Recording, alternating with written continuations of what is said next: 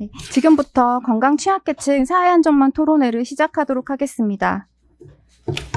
본 토론회는 그동안 예방과 진료 중심이었던 암에 대한 관점을 암 경험자의 치료 삶으로 확장하고 일치료 병행사회 도입을 위한 공론화의 시작으로 매우 의미 있는 자리입니다. 오늘 이 자리를 위해 애써주신 국회의원 김성주 의원님, 서영석 의원님, 비례대표 이수진 의원님, 최혜영 의원님께 다시 한번 감사의 말씀 드립니다. 또한 본 주제에 심도 있는 토론을 위해 각계 분야 전문가분들이 참석해 주셨습니다. 바쁘신 와중에도 시간을 내어 참석해 주신 분들께 감사드리며 영상으로 함께해 주시고 계신 전국의 환우 여러분들과 관계자 여러분들께도 감사의 말씀 전합니다. 코로나 방역 단계로 인해 부득이하게 현장에 모시지 못한 점 양해 부탁드리며 토론회 자료집은 사단법인 쉼표 홈페이지를 통해 다운받아 보실 수 있습니다. 오늘 행사는 국회의원 김성주, 서영석, 비례대표 이수진, 최혜영 의원이 주최하고 사단법인 쉼표가 주관하고 있습니다. 오늘의 식순을 안내해드리겠습니다. 본 토론회는 내빈 소개와 환영사, 축사 후 발제로 이어집니다. 토론회는 두 세션으로 구분하여 전문가분들의 본 주제에 관한 연구 결과 및 필요성과 현황을 공유하고 이후 정부 부처 및 정책 연구자분들의 의견 공유로 나뉘어 진행됩니다. 지정 토론을 모두 마친 후 질의응답 및 의견 공유 시간이 있을 예정입니다. 본 토론회를 적극적으로 주최해 주신 의원분들을 소개해드리며 시작하겠습니다. 국회 보건복지위 간사이신 김성주 의원님 자리하셨습니다.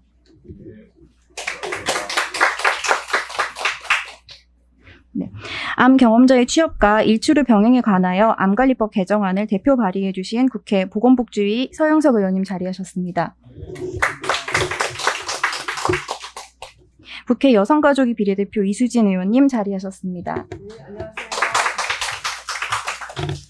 경력단절 여성특별법과 영유아 보육법에 암 및 중증 질병 경험자를 포함하는 법안을 개정 발의해 주신 국회 보건복지위 최혜영 의원님 자리하셨습니다. 아울러 본 토론회에 관하여 네 분 의원님들의 환영의 말씀이 있겠습니다. 말씀 순서는 보건복지위 간사이신 김성주 의원님을 필두로 가나다 순입니다. 먼저 김성주 의원님 환영사가 있겠습니다. 예, 반갑습니다. 방금 이 자리는 일어나지 않아도 좋겠네라고 했는데 또 부르는 바람에 또 일어나서 인사를 드렸습니다. 습관이 된 것 같습니다. 네. 넓은 장소에서 행사할 때는 좀 예를 갖춰야 될 것 같아서 일어나는데 이렇게 아담하고 긴밀한 공간에서 굳이 안 해도 될 줄 알았는데 습관적으로 그랬습니다. 저 때문에 이수진 의원 따라서 일어났죠? 예, 좋습니다. 앞으로는 안 일어나도록 하겠습니다. 예. 먼저 오늘 건강 취약계층의 사회안전망 구축을 위한 토론회 주제로는 좀 길죠. 예, 암 경험자의 사회안전망 구축에 관련된 내용인데요. 예, 오늘 토론회를 개최해 주신 우리 국민 비타민이라고 줄기차게 주장해 주시는 우리 서영숙 의원님, 예, 그 다음에 같이 환노위에 활동해 주신 이수진 의원님, 우리 또 최혜영 의원님, 예, 같이 감사드립니다. 그리고 오늘 발제를 해 주실 암 경험자의 지속 가능한 삶을 위한 정책에 대해서 사단법인 쉼표의 서지연 이사장님이 참여해 주시게 됐습니다. 또 토론으로는 여러 선생님들이 같이 참여해 주셨습니다. 흔히 암에 걸렸다라고 하는 얘기를 주변에 듣게 되면 드는 생각이 이분이 그렇게 오래 살지 못하겠구나라고 하는 생각들이 듭니다. 근데 이미 의학기술의 발달에 의해서 그 얘기를 들었음에도 불구하고 몇 년 지나도 아주 건강하게 살고 있는 이런 것들을 많이 이제 보게 됩니다. 그래서 이제는 암은 의학적으로는 충분히 극복할 수 있는 질병 중에 하나이고 오히려 그 치료 과정에서 또 치료 이후에 어떻게 일상적인 사회적 활동이 가능하냐로 많은 관심이 옮아가야 될 그런 때인 것 같습니다. 막연히 그렇게 생각하긴 하지만 그게 개인의 과제로 생각하지 가족이 약간 돌볼 수는 있지만 사회가 이런 문제를 가지고 진지하게 고민을 한다는 것은 저도 미처 생각지 못했습니다. 오늘 이 토론회가 암 환자들의 투병의 극복 과정, 또 그 후에 일상적인 생활에 어떻게 잘 적응할 수 있도록 사회가 도울 것인가에 대한 좋은 외국 사례와 또 우리 앞으로의 정책적 과제에 대해서 토론회를 개최하게 됐습니다. 이제는 우리가 아프면 잘 치료해 준다라고 하는 거에서부터 어떻게 하면 병에 걸리지 않도록 할 건가에 대한 예방적 측면, 또 이후에 완치 이후에 일상 복귀를 어떻게 사회가 도울 것인가에 대한 이런 전 과정에 대한 이제 고민이 정책적으로 해야 될 때라고 생각이 들어갑니다. 오늘 토론회가 그런 인식을 만드는 계기가 될 것을 진심으로 저희도 바라겠습니다. 다시 한번 토론회에 참석해 주신 분들, 또 주최해 주신 우리 의원님들에게 감사드립니다. 고맙습니다. 예, 말씀 감사합니다. 이어서 서영석 의원님께서 환영의 말씀 전해주시겠습니다.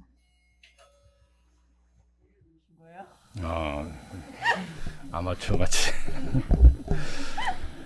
네, 반갑습니다. 이렇게 귀한 시간에 함께 해주신 공동 주최를 해주신 우리 김성주 간사님, 이수진 의원님, 최영 의원님, 그리고 공동 주관해 주신 우리 사단법인 심표에게도 감사드립니다. 저는 이 노래 부를 때 심표가 없어가지고 맨날 음치 소리를 많이 듣는데요. 이게 노래에 제일 중요한 게 음표가 아니고 심표라고 하는 것을 늘 생각하면서 살아가고 있습니다. 특히 사람이 살아가다 보면 여러 가지 상황이 직면할 수 있는데 그런 것 중에 가장 큰 게 이제 암이라고 하는 질환인데 이때 이것을 그냥 방치하면 여러 가지 사회적인 문제가 될 수 있지만 이걸 쉼표로 생각하고 잘 관리하면 우리 사회가 좀 더 건강하고 따뜻한 사회가 되지 않을까 이렇게 생각을 합니다. 그런데 그동안 우리의 의료 패러다임이나 생각의 패러다임이 치료에만 국한되어 있는 그런 세상을 살아왔기 때문에 그 이후에 벌어지고 있는 다양한 고통들에 대해서 함께 고민하지 못했던 것이 우리 사회의 현실이고 이제는 또 초고령 사회이기도 하고 또 복지국가로 나아가는 데 있어서 적어도 전 생애 주기에 있어서 나서 생명을 다하는 때까지 이렇게 조금 더 사회적 안전망이 촘촘하게 짜여지는 그런 사회를 만드는 게 필요하겠다 이런 생각을 갖습니다. 그래서 오늘이 그러한 단순히 치료에 국한되는 의료 패러다임이 아니고 우리 삶을 좀 더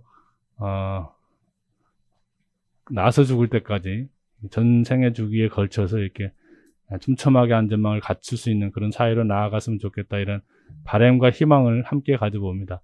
오늘의 토론이 좋은 그런 징검다리가 되고 앞으로 나아가는 디딤돌이 됐으면 좋겠다 하는 바람이고 아름다운 곡을 만드는 인생의 아름다운 곡을 만드는 심표의 한 토론회가 됐으면 좋겠습니다. 고맙습니다. 네, 좋은 말씀 감사합니다. 이어서 이수진 비례대표 의원님께서 말씀 이어주시겠습니다. 네, 반갑습니다. 반갑습니다. 잘 들리시나요? 네.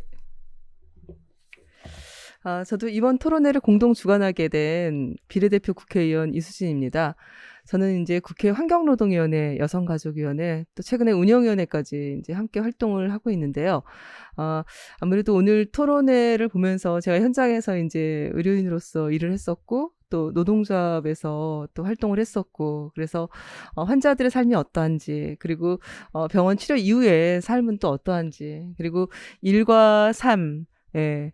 이걸 병행하는 데 있어서 어떤 지원과 국가의 책무가 따르는지 이런 것들에 대해서 어떻게 보면 현실에 현장의 생각들 더 많이 알고 있지 않을까 이제 이런 생각이 드는데요.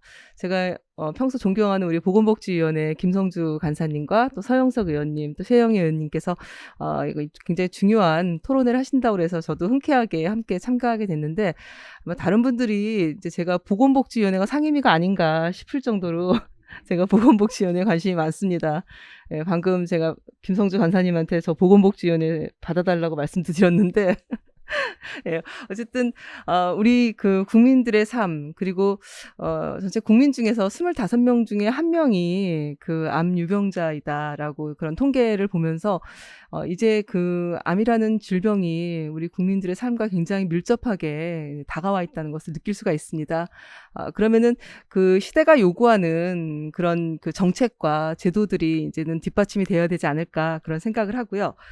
저는 우리 생활에 미치는 그런 영향들이 커지면서 그 예방 진료와 더불어서 제도적 지원의 필요성과 관련해서 오늘 토론에서 주시는 말씀 잘 들어보고 또 해결책을 찾기 위한 논의에 함께 동참하겠다는 그런 말씀을 드리면서요.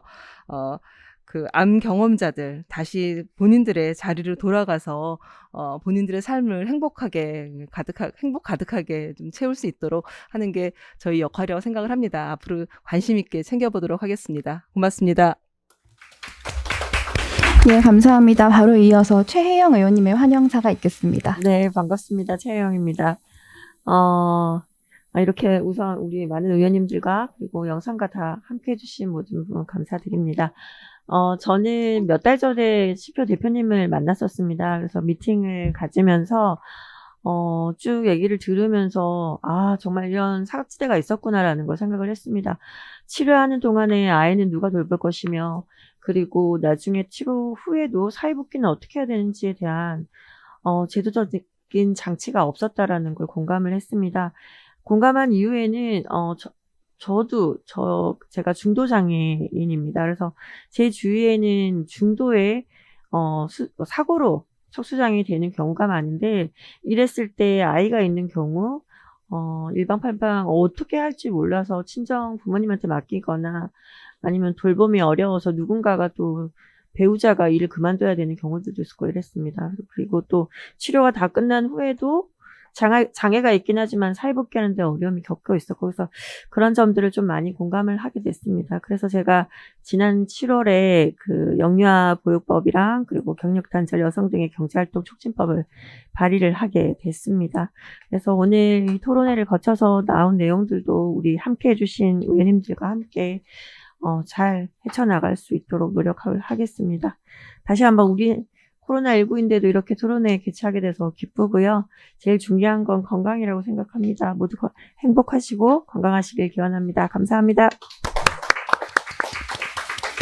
네, 지금 현재 유튜브로 그러니까 참여해 주시고 있는 분들께서 네 분의 의원님들께 건강하고 따뜻한 사회를 위해 노력해 주셔서 감사하다는 말씀 전해달라고 하시네요. 네, 연이어서 오늘 토론회 보내주신 축하의 말씀 전해드리겠습니다. 본 토론회와 관련하여 3개의 개정 법률안이 발의되어 있습니다.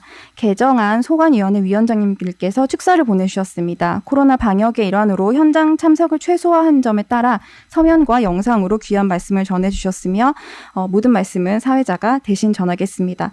전체 축사의 글은 배부해드린 자료집을 참고해 주시기 바랍니다. 먼저 국회 보건복지위원장 김민석 의원님의 말씀 전하겠습니다.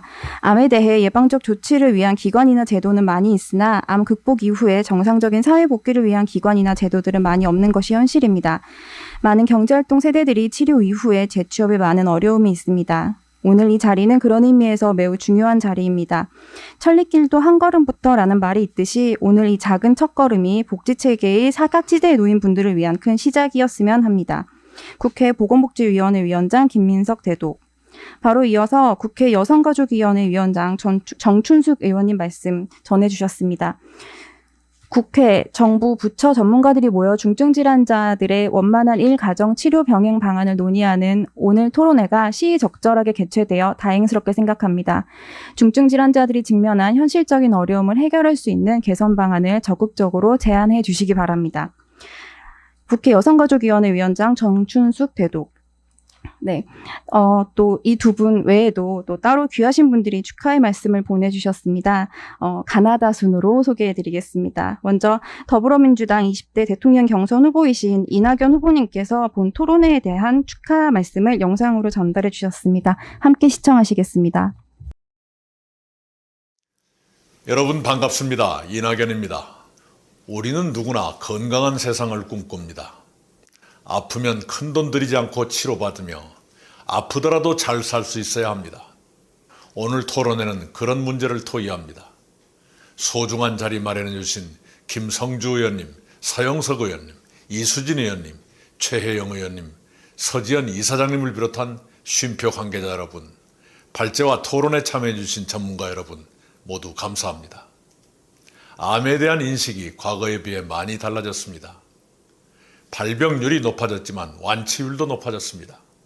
암 환자에 대한 인식도 많이 나아졌습니다. 그러나 편견은 아직 남아 있습니다. 우리나라는 암 진단자 중에서 직장 복귀에 성공한 분들이 10분 가운데 3분, OECD 회원국 가운데 최저 수준입니다.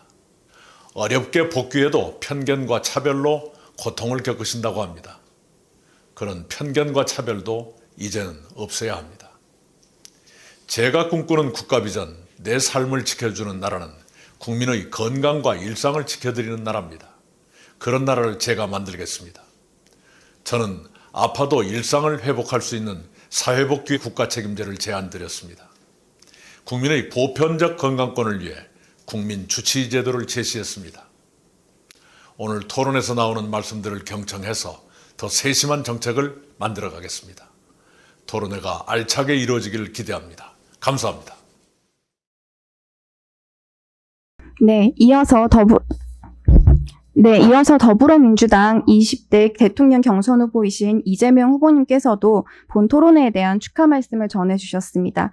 본 축전은 사회자가 대신 읽어 전달해 드리겠습니다. 건강 취약계층의 사회 안정망 구축 토론회 개최를 축하드립니다. 암 경험자의 일치료 병행사회 도입을 위해 자리를 마련해 주신 더불어민주당 김성주, 이수진, 서영석, 최혜영 의원님과 사단법인 쉼표 관계자들께도 감사의 말씀을 드립니다. 입시, 취업, 직장 생활만으로도 고달픈 우리 청년들은 암에 맞닥뜨리는 순간 치료보다도 직장을 잃지 않을까, 치료 후 일상으로 돌아갈 수 있을까에 대한 걱정을 앞서 한다는 안타까운 기사를 본 적이 있습니다. 주변의 시선에 투병 사실을 밝히지 못하는 환자들도 많을 것이고 그들이 말하지 못한 고민과 고통이 있을 것입니다. 분명한 것은 이러한 현실을 찾아내고 풀어가는 것이 국민들을 위해 국가가 해야 할 일이라고 생각합니다. 누구나 아플 수 있습니다. 그렇기 때문에 아프더라도 누구나 안심하고 치료받을 수 있는 환경을 만드는 것은 매우 중요합니다. 이번 토론회가 그런 사회를 앞당기는 뜻깊은 계기가 되기를 바랍니다. 2021년 8월 25일 더불어민주당 20대 대통령 경선 후보 이재명 대도.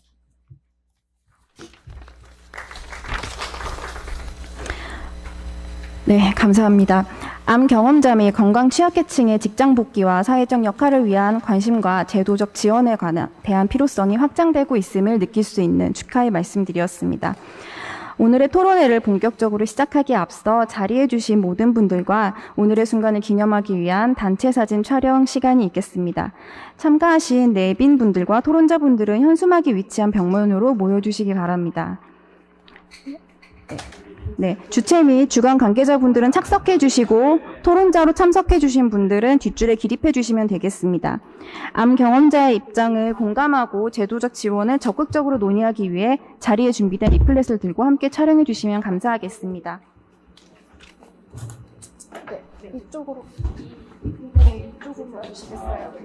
네, 이쪽으로 와주세요.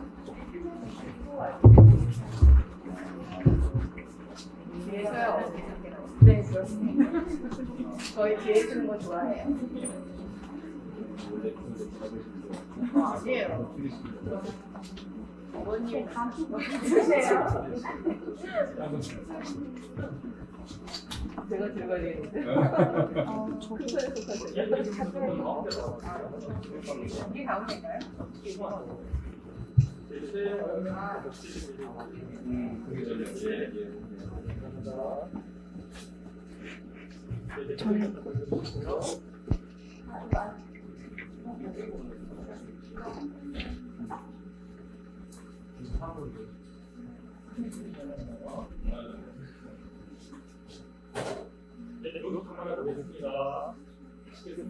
하나, 둘, 셋. 한 번만 더. 하나, 둘, 셋.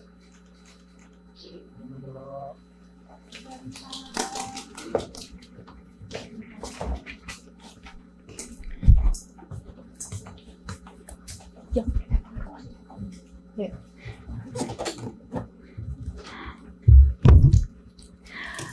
네, 이제 토론회 일부 진행에 앞서서 토론회 준비 시간을 잠깐 갖도록 하겠습니다. 원활한 토론회 진행을 위해 명패가 위치한 자리에 다시 착석 부탁드립니다.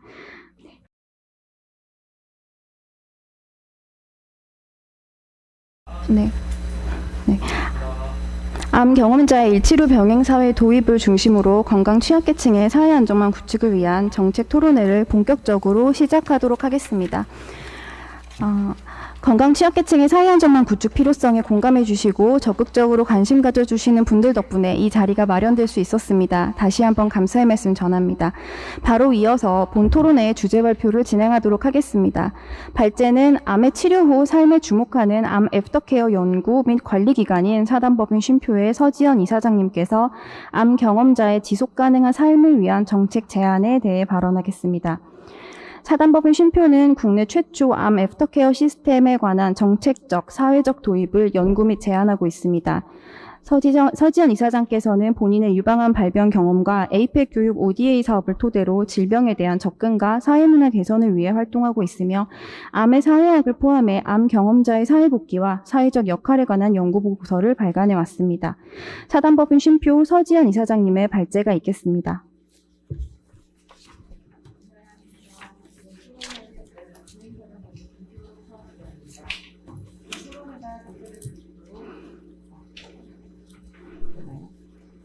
네. 본 토론회가 개최될 수 있도록 애써주신 주최 의원님들과 협력 패널 여러분들께 다시 한번 감사드립니다.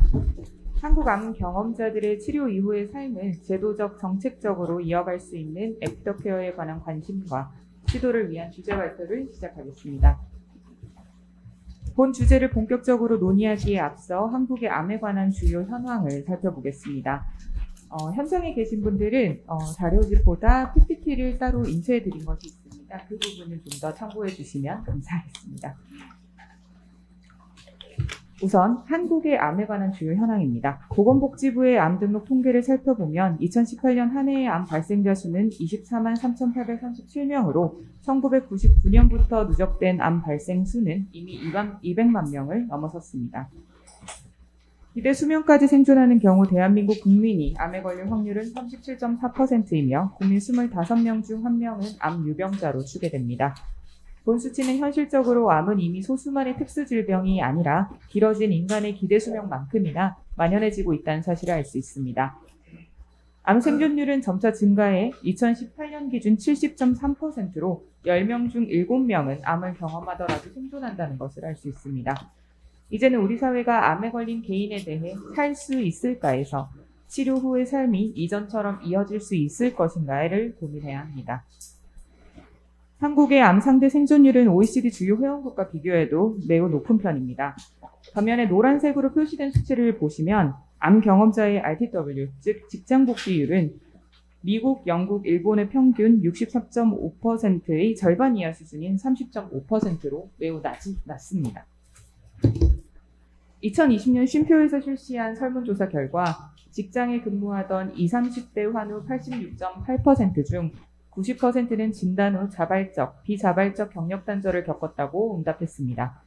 이러한 통계를 근거로 2020년 한국의 1인당 GDP 42,700불 기준 경제활동 인구 내 암 경험자 경력 단절로 인한 생산성 손실액은 약 3조 1,800억 원으로 추정되었습니다. 2017년 건강보험정책연구원에 따르면 암으로 인한 조기 사망 및 이행기간 손실액으로 인한 규모는 16조 6,819억 원이었습니다. 즉 암이라는 질병으로 한 해 약 20조 원의 비용이 직간접비로 손실되고 있지만 치료 후 길어진 여명기간에서 개인의 삶을 이어가기 위한 필수적인 경제활동 지원과 국가재정 안정성 확보에 관한 고민은 부족합니다. 이제는 질환 예방 대책과 의료비 보장 중심에서 치료 이후의 삶, 계속 일할 수 있는 사회에 대한 시도가 필요합니다. 본 논의를 위해서 흥미로운 비교를 한번 해보고자 합니다. 바로 코로나와 암에 관한 비교입니다. 지금 전 세계는 코로나19 팬데믹 상황을 1년 이상 겪고 있습니다. 이제는 코로나 위드 시대로 코로나는 공존의 대상이 되었습니다. 2020년 1월부터 누적된 한국의 코로나 확진자는 23만 7천여 명으로 2018년 기준 암 발생 인구 24만여 명보다는 낮습니다. 하지만 수치 대비 누구나 감염될 수 있다는 공포는 누구나 아플 수 있다, 혹은 누구나 암에 걸릴 수 있다는 경각심보다 정부, 기업, 국민, 개개인에게 크게 스며들었습니다. 이러한 공포와 경각심 때문인지 그동안 일치료 병행의 근간이 될 수 있는 상병수당과 질병휴직에 대한 제한은 감염성 질환으로 대표되는 신종플루, 사스, 메르스, 그리고 코로나19 기간에 집중되어 왔습니다. 감염성 질병은 언제 어떻게 발생할지를 포함해서 치료 방법에 대한 예측도 불가하기에 이와 같은 팬데믹 상황의 혼란을 줄이기 위해서는 국가 차원에서 개인의 질병을 사회적 재난, 위기 상황으로 간주하고 사회적 측면에서 대응할 수 있는 제도 및 시스템 구축의 선행이 필요합니다. 이러한 시스템은 충분히 예측 가능한 비감염성 중증 질환을 기준으로 시작할 수 있습니다.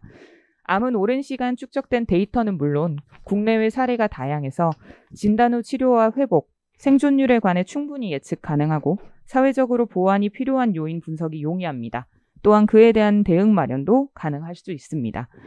이미 200만 명을 넘어선 암 유병자를 대상으로 다양한 요인에 대한 추적 연구가 수반된다면 한국형 RTW 및 연령별 수요 기반 맞춤형 지원 대책은 마련될 수 있을 것입니다.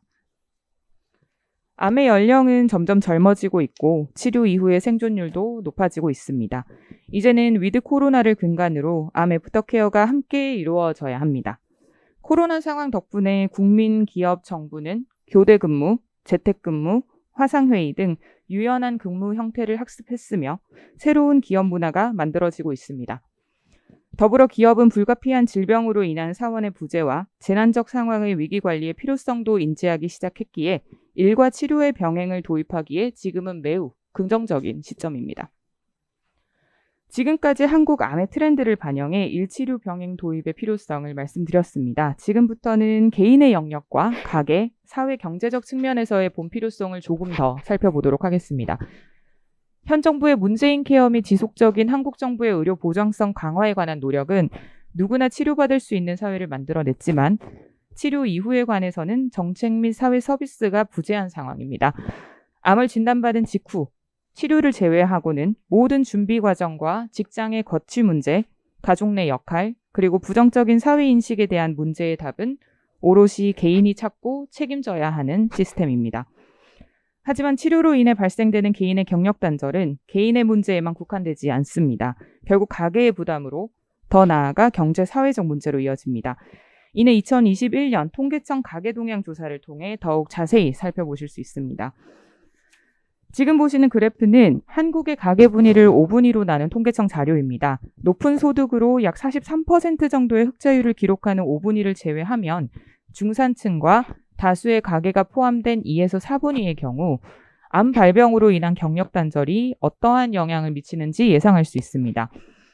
한 사람의 경제활동 중지로 직접적인 소득 감소가 이뤄지고 기본 의식주를 위한 비용에 의료비 지출 증가까지 더해지는 지출 패턴은 결국 기존 범위에서 한 단계씩 하향 조정될 수 있는 가능성이 있음을 살피실 수 있습니다.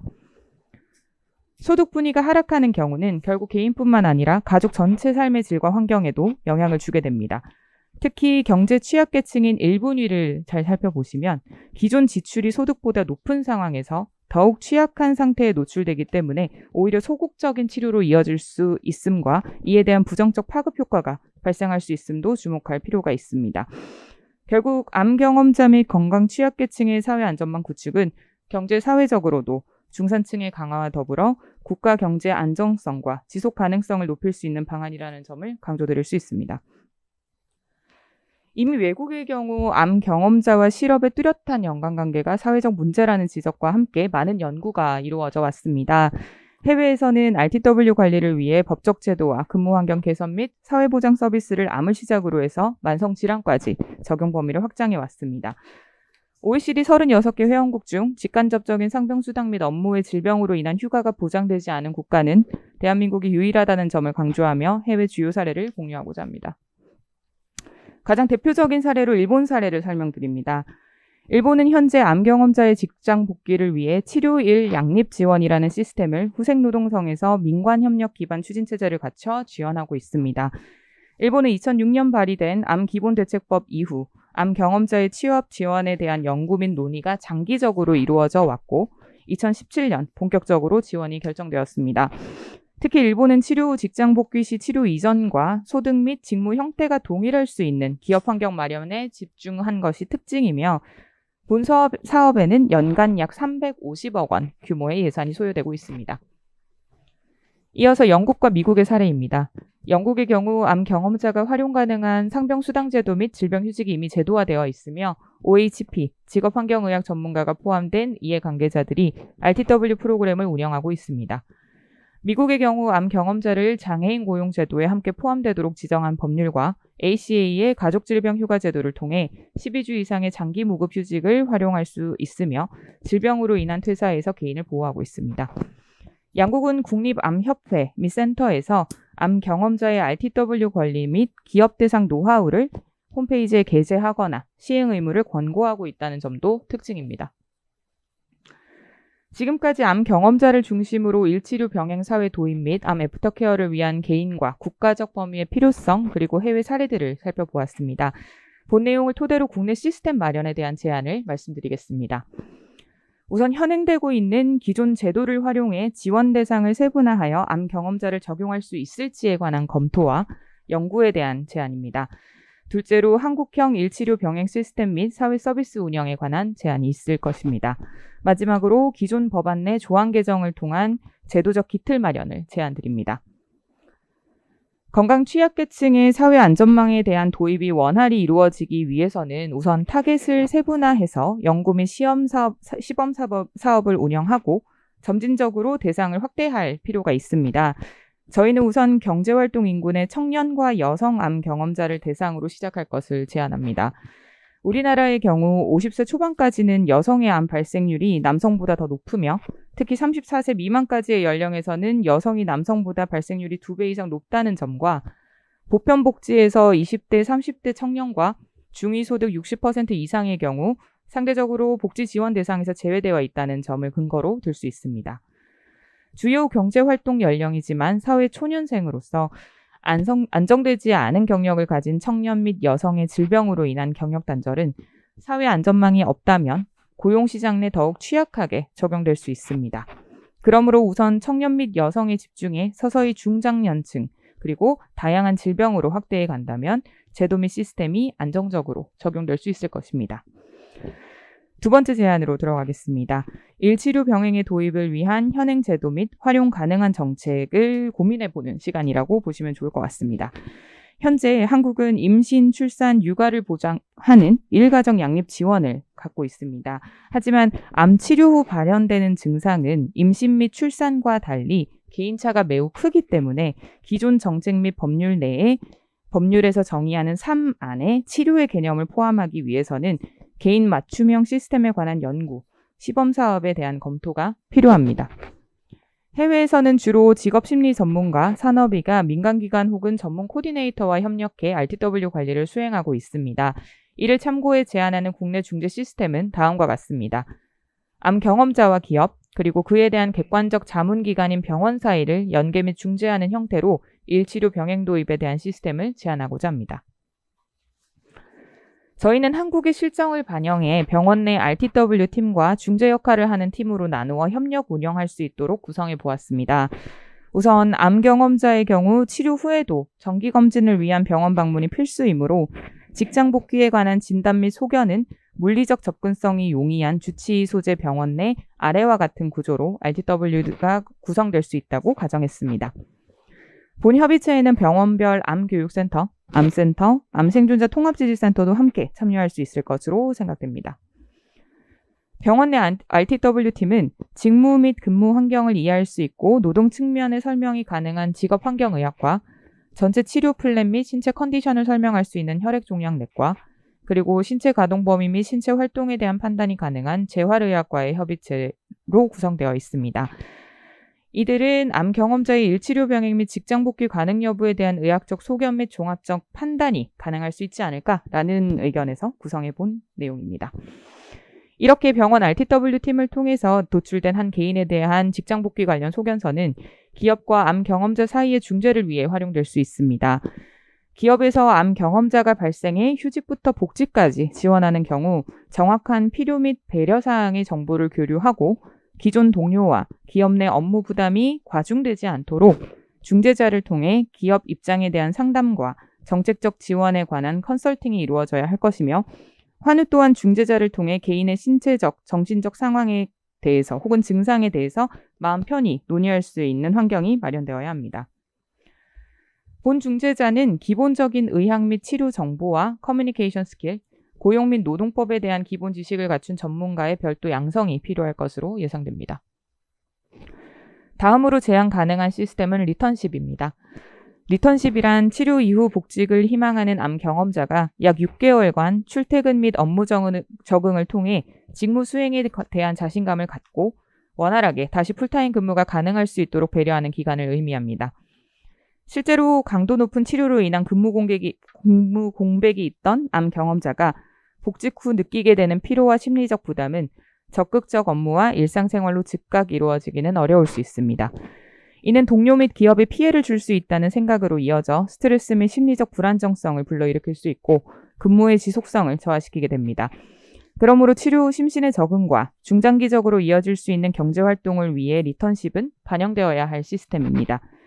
6개월이라는 시간에 대한 근거는 일본에서 12년간 시행된 대규모 코호트 추적 조사 결과와 쉼표의 국내 환우 대상 FGI를 통해 도출하였습니다.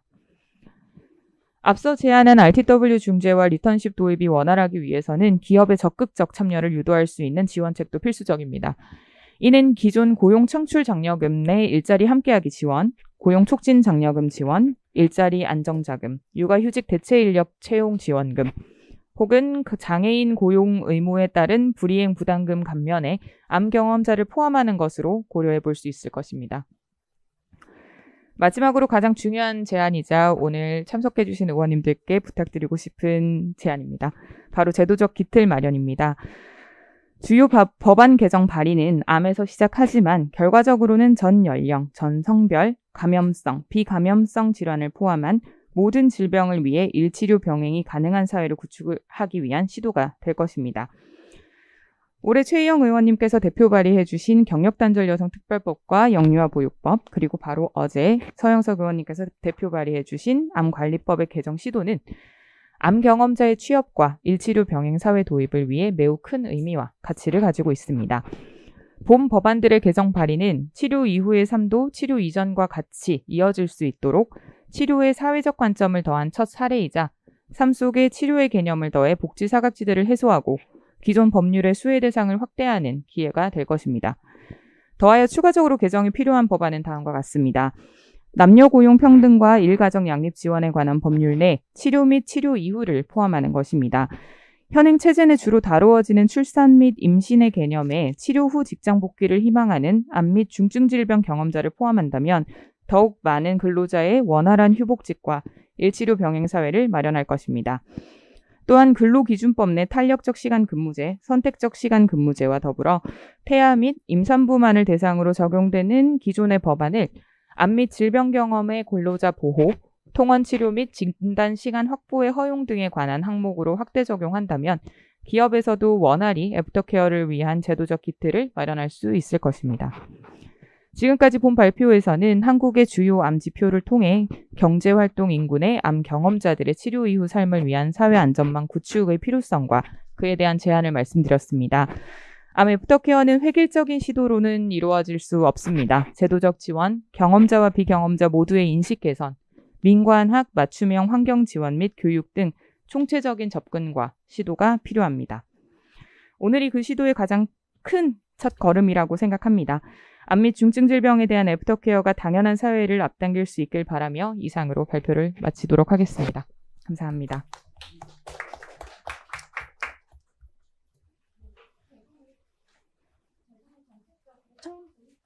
만큼 구체화를 위한 다양한 의견과 향후 추진 방안에 대해 본 토론회에서 도출될 전문적 의견에 대한 기대가 큽니다. 발제에 이어 암 경험자들의 일치료 병행 사회 도입의 경제적, 고용적 측면에 관한 전문가분들의 지정 토론이 있겠습니다. 첫 시작으로 암 환자 직장 복귀 지원 프로그램 연구를 통한 우리 사회 암 환자 사회복귀 문제 성찰이라는 주제로 삼성서울병원 암교육센터 조주희 센터장님께서 발언해 주시겠습니다. 주어진 시간은 7분입니다. 조주희 센터장님은 미국 존스 홉킨스 보건대학에서 박사학위를 취득하고 2008년 귀국 후 암 환자와 가족을 위한 다양한 프로그램을 연구, 개발하여 실행하고 계십니다. 성균관대 삼성융합의과학원 임상연구평가학회 학과장, 존스 홉킨스대 보건대학원 역학 행동의학과 겸임교수 등으로 활약하고 계십니다. 네, 시작해 주시겠습니까? 네, 소개 감사드립니다. 저에게 주어진 시간이 7분인데요. 사실은 서지현 대표님과 앞서 국회의원 위원님들께서 저희 사회에 필요한 부분을 거의 다 말씀을 해주셨습니다. 저는 사실 개인적으로는 이 자리가 너무 감회스러운 게 제가 유방암을 연구하고 이걸 하게 된 계기가 저희 이제 사촌 언니가 유방암에 걸려서 더 이상 치료가 너무 어려웠을 때 그 아이들이 미국에 보내졌고 제가 그 아이들의 미국의 보호자로서 역할을 하면서 아 이게 왜 이렇게 가족 내에서 해결을 정말 해야 되나 어떻게 도와줄 수 있는 방법이 없을까 해서 제가 원래 이제 보건학을 하면서 암에 대해서 좀 관심을 가졌고 사실 암 환자의 직장 복귀 문제라던가 일상 복귀에 저희가 미충족 요구라고 하는 문제를 저는 사실 2010년부터 주구장창 논의를 하고 연구를 해왔는데 너무 감사하게도 사실 이런 서지현 대표님과 또 다른 많은 환우단체들이 노력을 하고 있습니다. 또 이런 서영석 위원님과 김성주 위원님처럼 이런 분들이 이제 조금 더 힘을 실어주셔서 그리고 최영님이 최근에 여성 이런 법제 같은 걸 말씀해 주셔서 조금 더 사회적인 관심이 이루어지고 있다고 생각을 하고요. 제가 오늘 조금 말씀드리고자 하는 거는 저희가 그동안 발견한 거, 우리가 얼마나 많은 걸 놓치고 있는 건지, 그리고 사각지대가 어딘지 저의 연구 결과를 통해서 조금 말씀드리고자 합니다. 저희 환자들이 와서 가장 많이 묻는 질문입니다. 암이라는데 일을 해도 되냐? 그런데 뒤에서 말씀드리겠지만 너무 안타깝게도 암 환자들이 진단을 받는 과정의 절반이 직장을 그만둬버립니다. 아직 진단이 확정되지도 않았는데 이제 3, 4병원에 가면 가까워지니까 아 나는 이제 끝이구나.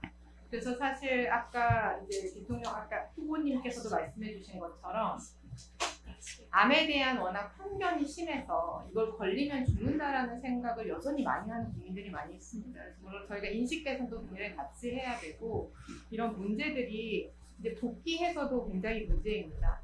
복귀를 해도 문제, 못해도 문제.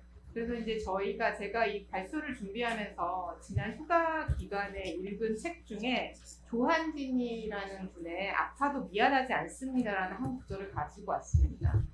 누군가 질병에 걸린다는 게 어떤 의미인지 물어본 적이 있다. 나는 어항 속에 돌아나가 더 얹어지는 것이 아니라 핏물 한 컵이 부어지면서 그 물의 밀도가 변하고 그에 따라 생태계가 바뀌는 일이라고 말했다. 저는 이게 너무나 와닿고요. 사실은 정말 우리나라에서 건강하지 못하다는 거 혹은 이제 암이라는 질병을 가지고 산다는 것 자체가 그냥 치료받고 나오면 되지 뭐 이제 죽지 않은 질병이니까 괜찮아 이게 아니라 모든 근간의 삶에 너무나 많은 것들이 바뀝니다. 특히 젊은 환자들 같은 경우 저희가 젊은 환자를 흔히 경제활동 인구라고 합니다. 우리나라에서 경제활동 인구의 대상은 25세에서 55세를 보통 일컫습니다. 이 사람들이 가장 뭐가 문제입니까? 어떤 부분이 해결이 가장 안 됩니까? 라고 하면 1번은 학업, 2번은 직장입니다. 그런데 잘 아시는 것처럼 학업과 직장이 해결이 안 되면 우리나라 삶에서는 해결할 수 있는 게 없습니다. 학교를 못 나오면 취업을 못하고 취업을 못하면 결혼을 못하고 결혼을 못하면 우리 사회에서 또 이게 낙인이라는 게 있잖아요. 그렇게 살면 안 되라고 하는 거기 때문에 사실 직장 복귀라는 거는 본인의 어떤 영속성의 문제가 되고 있고요. 우리나라에서 암이 감소하고 있지만 더 큰 문제는 사실은 핵심 노동인구의 암 발생률 증가입니다. 이게 이제 조기 발견도 있고 뭐 사양식 습습관도 있고 여러 가지 이슈가 있어가지고 그렇게 변하는 거고요. 실질적으로 저희가 국가 데이터를 비교해 보면은 경제 활동을 하는 이 암 생존자와 건강한 인구 집단에 굉장히 간극이 많이 있습니다. 그래서 암 생존자가 당연히 힘들고 그렇기 때문에 서지현 대표가 말씀하신 것처럼 저희가 그들에게 사회에 복귀할 수 있도록 충분한 시간을 주어야 합니다. 경제활동 인구가 이 여력을 갖지 못하면 저희 너무 힘든 상황이 됩니다, 국가적으로. 그래서 앞서도 말씀드렸지만 우리나라가 OECD국 중에 가장 낮은 복귀율을 마다하고 있습니다. 독일이나 스위스 같은 경우에는 진단을 받으면 국가에서 치료를 마치고 6개월, 짧은 6개월, 1년까지 그 원래 일했던 급여를 받으면서 파트타임이나 이런 직장을 다니게 해주거나 휴직 제도가 보장되어 있습니다. 그래서 이제 그런 부분에 조금 복귀가 되고, 하지만 우리나라는 이제 복귀를 하더라도 사실 유지하는 게 굉장히 힘듭니다. 그래서 환자들이 뭐라고 말하냐면 내 스스로 너무 자존감이 낮아지는 것 같아요. 제가 사회에 쓸모 있는 사람인지 모르겠어요. 이런 말씀을 굉장히 많이 하십니다. 그래서 이제 저희는 2000년대 초반부터 이런 환자들의 요구도를 조금 조사해 봤고, 아까 서지연 이사님이 말씀하신 그 RTW가 리턴 투 워크입니다. 직장으로 복귀하는 프로그램인데, 그 프로그램을 저희가 이제 국립암센터에서 하는 국가암 정복과제를 통해서 실험을 조금 해봤습니다. 정말 이렇게 환자들을 도와주면 직장 복귀가 되냐? 그거는 개인적인 문제가 아니냐, 이런 부분이 있어서 저희가 실질적으로 노력을 해봤고요. 환자들은 항상 이제 여러 가지 이런 어려움을 호소를 합니다. 그래서 왜 뭐가 어려우냐 먼저 조사를 해봤더니 환자들은 나는 실질적으로 직장을 더 다닐 수 있다고 생각해 본 적이 없다, 이런 부분이 있고, 그 다음엔 더불어서 특히 여자, 자영업자 이런 부분이 굉장히 어려워합니다. 그래서 이런 걸 했더니 정말 효과가 있었다라는 게 제가 말씀드리고 싶은 겁니다. 환자들은 사실은 기본적인 정보, 정서적인 불안 이런 부분도 알지 못해서 그만두는 경우도 많고요. 그 다음에 이제 청년이나 여성, 그리고 또 하나는 자영업자가 굉장히 큰 문제입니다. 자영업자가 직장 복귀율이 더 높은 것 같지만 사실은 어쩔 수 없어서 일을 하는 경우가 굉장히 많이 있습니다. 그래서 그런 부분을 조금 저희가 이번 자리를 통해서 포괄적으로 논의하면 좋을 것 같고요. 제가 이제 시간이 다 없어서 마무리를 하면, 방법은 있습니다.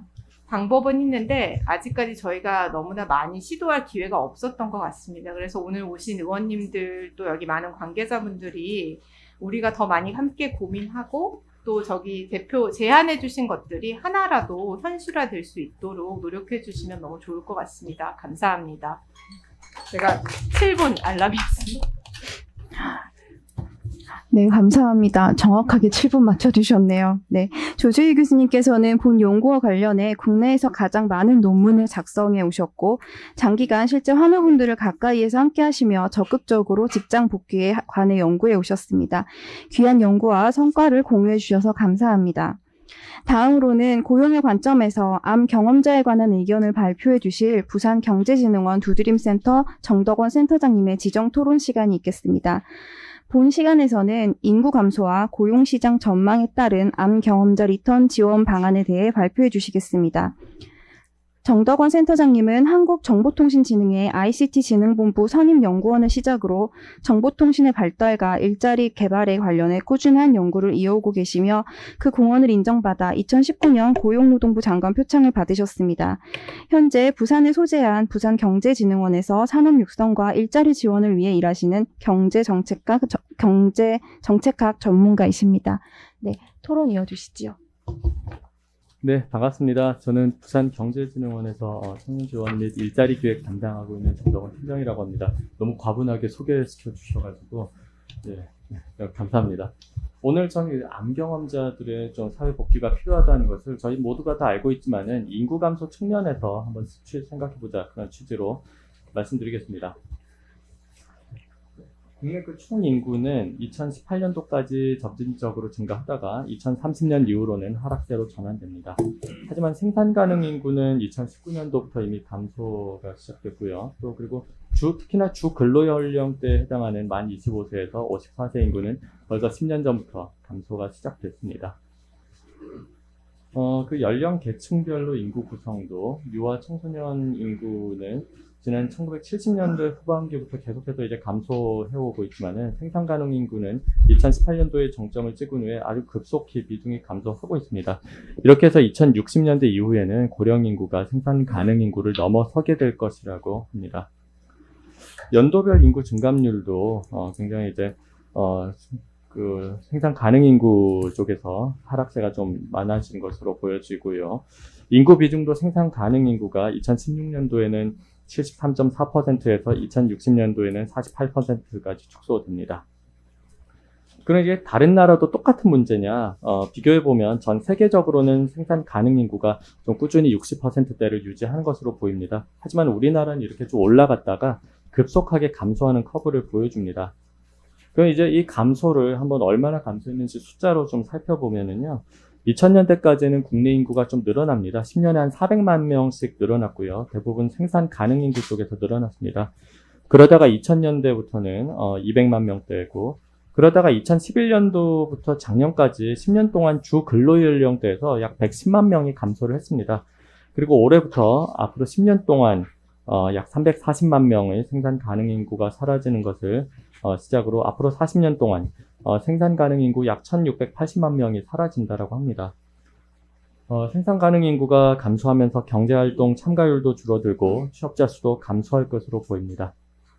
그럼 이렇게 인구가 감소한다는 것은 일할 사람이 없어진다는 말입니다. 그 고용노동부에서 조사한 인력 수급 전망 보고서에 따르면은 향후 10년간 시장에서는 신규 인력 약 718만 명이 필요한데 공급은 679만 명밖에 없어서 약 39만 명이 부족해질 거라고 합니다. 그럼 이런 인구 감소에 따라서 어떤 문제점이 있느냐? 먼저 경제 성장이 이제 둔화됩니다. 지난 2000년대까지는 국내 경제가 연평균 약 4% 정도 성장을 했습니다. 그러다가 2010년도에는 2.6%, 2020년도에는 1.8%까지 좀 둔화됐는데요. 이렇게 경제 성장이 좀 둔화된 요인은 생산 가능 인구 감소 때문입니다. 국내 경제 성장에 있어서 그동안 노동력이 과거에는 한 0.9%, 2010년도에도 0.5%가량을 이제 성장률을 견인해왔습니다. 그런데 지금은 노동력이 다른 성장 요인을 깎아먹는 것으로 나타나는데요. 여기 표에 보시는 대로 2021년도 이후에는 노동 기여도를 제외한 다른 잠재 성장률은 2.2%로 나오는데 노동력 감소 때문에 0.4%가 마이너스 됩니다. 그 이후에는 마이너스 0.6%, 마이너스 0.7%까지 이 성장의 좀 하방 압박 요인이 되고요.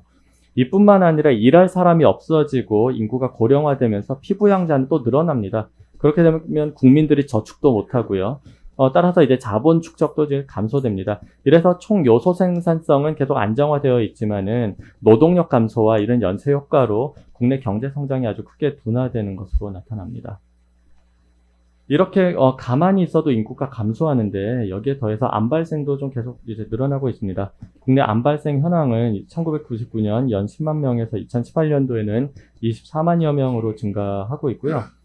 그래서 현재 이제 국내 암 유병자는 약 200만 명 가량으로 추정됩니다. 그리고 이 중에서는 약 절반 정도가 생산 가능 인구이고요. 특히 이제 여성은 그 유방암이나 갑상선암 이런 발생률들이 또 높기 때문에 생산 가능 연령대 암 유병자들의 비중이 큽니다. 그럼 이제 암 유병자들이 노동 시장에 좀 돌아가지 못함으로 인해서 얼마나 이제 좀 경제적 손실이 있느냐 좀 살펴보겠습니다. 지난 10년 동안 살펴봤을 때 국내 GDP 성장에 있어서 순수하게 노동력이 기여하는 바가 한 8% 정도 될 것으로 추정됩니다. 근데 이제 국내 암 유병자들이 치료를 받고 또 일자리로 돌아가는 비율이 아까 저 발표를 들어보니까 한 30% 정도밖에 안 된다라고 하는데요. 그렇다면 국내 생산 가능 연령 유병자 중에서 거의 뭐 한 53만 명 정도가 일하지 못할 것으로 보이고요. 이로 인해서 순수하게 노동력 측면에서만 봐도 약 2조 원 가량이고 뭐 그 외에 연쇄 이제 뭐 또는 기회 비용 등을 고려하면은 경제적 손실이 훨씬 더 클 것으로 예상됩니다. 그러면 이제 암 유병자들의 일자리 리턴을 위해서 저희들이 좀 생각해 볼 부분들을 말씀드리겠습니다. 먼저 이제 국내 산업 구조가 과거의 제조업에서 서비스업 중심으로 좀 선진화되고 있습니다. 그리고 과거에 비해서 일할 수 있는 환경적 개선 요인들이 있고요. 그리고 의학기술 등 여러 가지 기술 혁신으로 건강 수명도 많이 연장되었습니다. 따라서 여성과 고령 그리고 건강 취약계층들이 사실 일할 수 있는 그런 어떤 환경적 개선들은 좀 많이 높아지고 있습니다. 그리고 또 한 가지는 이제 산업 패러다임도 긱 경제, 긱 이코노미가 이제 확산되면서 노동 패러다임도 좀 바뀌고 있는데요.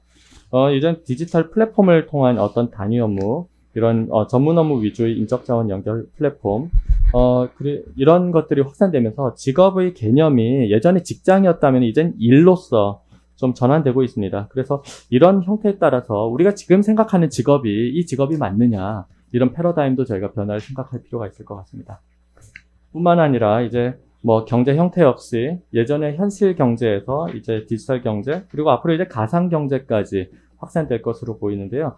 여기서 저희가 생각해 볼 부분은 이제 이런 노동 패러다임의 변화가 시간과 어떤 공간의 제약을 넘어선다는 것입니다. 그래서 이런 것들이 현재는 직업이지만 직업으로 인정받지 못하는 이런 부분들에 대해서 이거를 어떻게 제도적으로 좀 정책적 보완이 된다라고 하면은 이런 건강 취약계층이 좀 참여할 수 있는 기회도 더 많아지지 않을까 좀 생각을 합니다. 그리고 이제 암 유병자들의 지원을 위한 여러 가지 이제 좀 적극적인 그런 정책적으로 저희들이 보완할 부분들도 같이 좀 고민을 해야 될 것 같습니다. 예, 결론은 암 환자들의 일자리 리턴 지원 정책은 경제적 측면에서 이건 필수다 하는 측면에서 말씀드리며 발표를 마무리하겠습니다. 감사합니다. 네, 감사합니다. 인구 감소와 고용시장 전망에 따른 치료 병행 및 적절한 복귀 지원 정책에 관해 실질적으로 고민해 볼 수 있는 시간이었습니다. 다음으로는 암 진단 이후 노동 이행과 소득 변화의 연구를 통해 암으로 인한 경제적 타격 및 부담에 관하여 의미 있는 연구 결과를 발표하신 중앙대학교 의과대학 예방의학교실 최윤주 박사님의 지정 토론이 있겠습니다. 최윤주 박사님은 암을 비롯한 만성질환 등록 사업, 의료보장 사각지대 연구를 수행하고 계십니다. 한국보건사회연구원 국립건강보험공단에서의 경험을 바탕으로 의료보장, 특히 취약계층 의료보장에 관한 연구를 진행 중이며 현재 중앙대학교 의과대학 예방의학교실 연구원으로 재직 중이십니다. 토론 이어주십시오.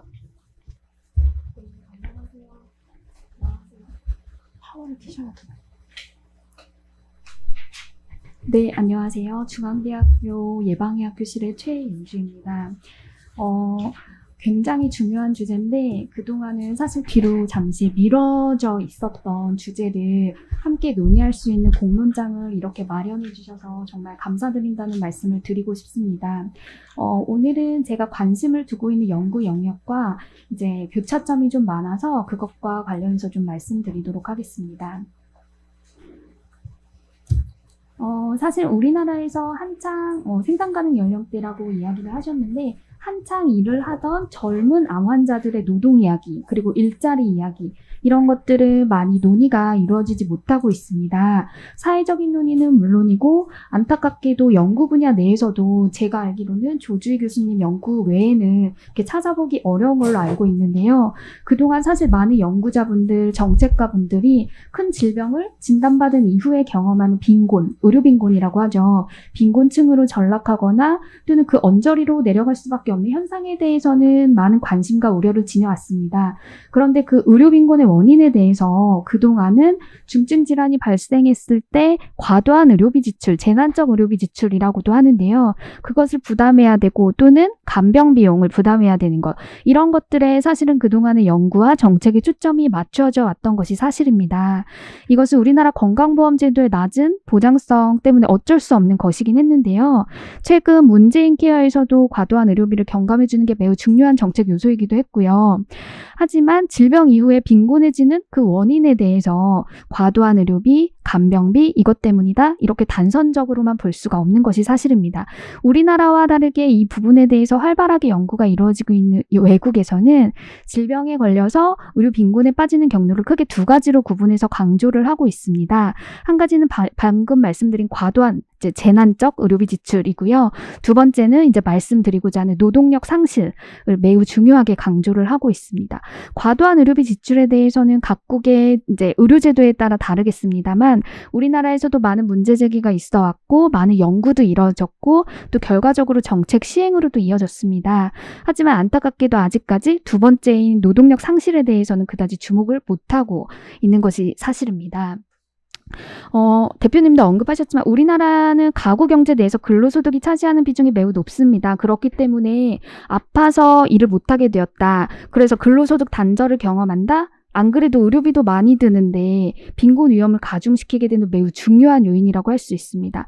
이렇게 노동력 상실 문제는 매우 중요한 의료 빈곤의 한 축이라고 할 수 있는데요.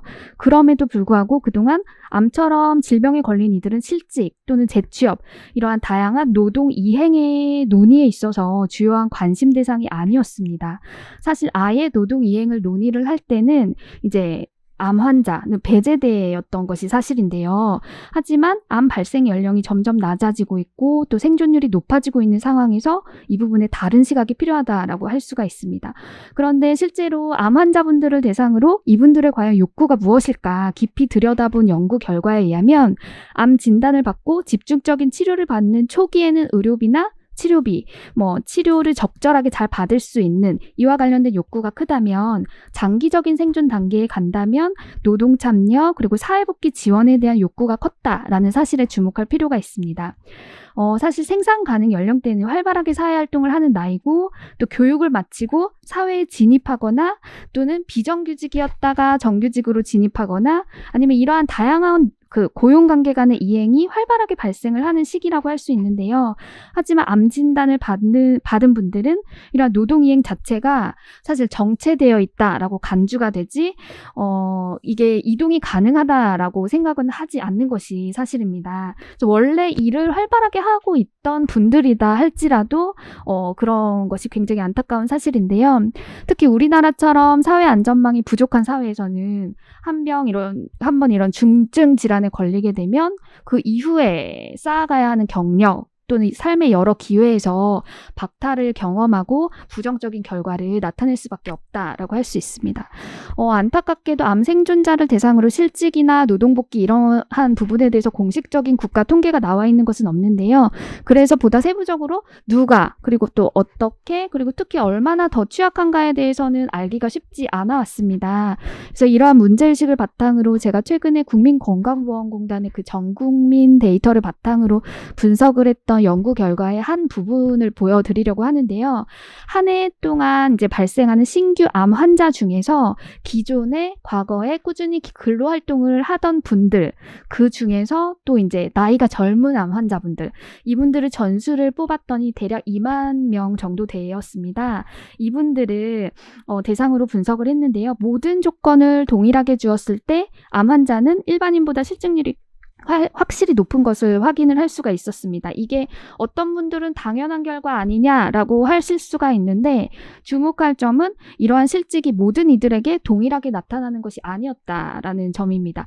남성과 여성을 살펴보면 남성에 비해서 여성이 더 실직을 경험할 위험이 컸고요. 소득 분위별로 이제 구분을 해서 보면 이 부분이 더 이제 특이할 점인데 소득이 높은 경우는 암에 걸리건 걸리지 않건 실직과는 크게 상관이 없었습니다. 그런데 소득이 낮은 경우에는 암에 걸릴 경우 일자리를 잃을 위험이 더 큰 것을 확인을 할 수가 있었습니다. 이렇게 일반인과 비교하는 게 아니라 암 환자 내부를 이제 암 환자끼리만 비교한 경우에도 주목할 점이 있는데요. 같은 암 환자라 하더라도 남성에 비해서 여성이 이제 실직할 위험이 훨씬 더 컸고 연령대별로 구분을 하자면 그래프 가장 위쪽에 있는 게 젊은 층 19세에서 이제 29세 연령대인데요. 젊은 집단이 나이가 많은 집단에 비해서 실직을 경험할 위험이 더 컸습니다. 소득 분위별로 보면 소득이 낮은 이들이 소득이 높은 이들에 비해서 실직 위험률이 더 큰 것을 뚜렷하게 확인을 할 수가 있었고 암종별로 본다면 가장 위에 있는 파란색 그래프는 이제 유방암인데요. 유방암이고 그 바로 아래에 있는 것은 이제 자궁경부암입니다. 이제 유방암, 자궁경부암 이렇게 여성 특정암의 실직률이 더 가장 높았고 가장 아래에 있는 것은 남성 특정암이라고 할 수 있는 전립선암이었습니다. 이렇게 여성 그리고 젊은 계층 그리고 저소득층은 사실 일반적인 노동시장 내에서도 취약계층으로 분류가 되고 있는데 이들의 취약한 노동시장 내의 특징이 질병에 가중될 경우에는 일자리 유지를 하기가 더욱 취약하다라는 것을 객관적인 데이터로 확인을 할 수가 있었습니다. 이러한 결과는 소득으로도 사실 고스란히 이어질 수밖에 없는데요. 암에 걸린 분들은 이제 암에 걸린 진단 직후에 소득 수준이 이제 확실히 낮아지는 것을 확인을 할 수가 있었고, 이때 낮아진 차이는 그 뒤에 추적 기간 내내 회복을 하지 못하고 계속 유지되는 것으로 나타났습니다. 이 역시도 여성이 남성보다 더 소득이 낮아지는 폭이 크고 또 젊은 분들이 더 그런 이제 위험에 있다라는 것을 확인을 할 수가 있었습니다. 이러한 부분을 바탕으로 이제 좀 이제 큰 틀에서 제언을 드리자면, 우선 암 생존자를 위해서 적극적인 노동 정책을 마련을 해야 될 것입니다. 젊은 암 생존자의 노동 활동 유지는 굉장히 그 사회적인 측면에서도 중요한 의제라고 할 수 있는데요. 이를 위해서 현재 병가 제도와 관련해서도 법 제도 개선이 이루어져야 할 것이고요. 이때 고용주의 부담 완화를 위해서 병가로 인한 노동력 공백은 육아휴직처럼 국가가 지원을 해줘야 되지 않을까라는 생각을 할 수가 있습니다. 그리고 이러한 점을 암 진단 이후에 노동을 유지하고 있는 분들을 위한 이제 제도라고 한다면, 만약에 실직한 분들이다라면 이들을 위한 적극적인 재취업 이제 지원책이 마련을 해야 될 것이고요. 데이터 분석을 바탕으로 특히 여성, 청년층, 저소득층이 실직 위험에 더 크게 노출된다라는 걸 확인했는데, 이분들을 대상으로 실효성 있는 좀 다양한 정책이 필요하다고 할 수가 있습니다. 더불어서 당연히 이들을 위한 소득보장 정책도 적극적으로 이루어져야 할 것인데요. 현재 상병수당 제도가 없는데 한시적으로나마 이분들을 위한 이제 상병수당 제도를 도입을 한다던가, 아니면 지금 지자체 단위로 시행을 하고 있는 유급병가 제도, 서울시나 울산, 대전, 고양시에서 이제 시범 사업을 하고 있는 것으로 알고 있는데, 그런 유급병가 제도도 조금 이제 시행을 해야 되지 않을까라는 생각을 하고 있습니다. 그리고 암 생존자에 대한 사회적인 인식 개선이 굉장히 시급한데, 사실 이분들이 노동 생산성이 떨어질 것이다라는 이제 낙인이나 차별이 굉장히 횡행한데요. 이런 것이 아니라 사실은 누구나 아플 수 있다는 사실, 그리고 아프더라도 이제 모든 게 끝나는 게 아니라 다시 사회로 복귀해서 전처럼 활동을 할 수 있다는 인식을 점차 가질 수 있도록 노력을 해야 될 것입니다. 그래서 암뿐만 아니라 모든 질병을 대하는 우리 사회의 태도, 그리고 건강을 바라보는 관점을 조금 시야를 넓혀서 건강과 불건강, 이렇게 이분법적인 태도가 아니라 건강의 스펙트럼은 굉장히 넓다. 그래서 질병과 더불어 살아가면서도 건강하게 생활할 수 있다라는 건강 패러다임의 전환이 필요하다라고 이제 생각을 합니다. 그리고 마지막으로 연구자로서 드리고 싶은 제언인데요. 연구 영역에서 이러한 암 생존자 관련 논의가 굉장히 초기 단계입니다.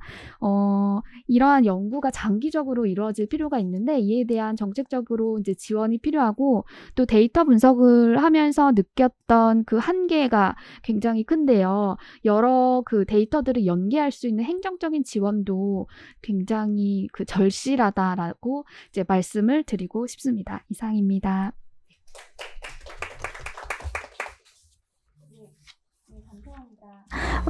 네, 국내 건강보험 직장가입자를 기준으로 한 연구 및 문헌 연구를 통해 암 진단 실직자 및 경험자 맞춤형 정책이 필요하다는 도출이 의미 깊습니다.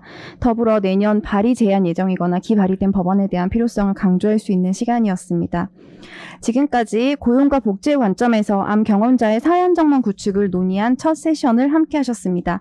다음 세션을 위해 잠시 자리 이동 및 장내 정리가 필요하므로 약 10분간 정리 후 진행하도록 하겠습니다. 영상에서 함께 하시는 분들도 10분 이후 라이브 중계가 재개될 예정이오니 끝까지 함께 해주시기 바랍니다. 4시 30분에 다시 시작하겠습니다. 감사합니다.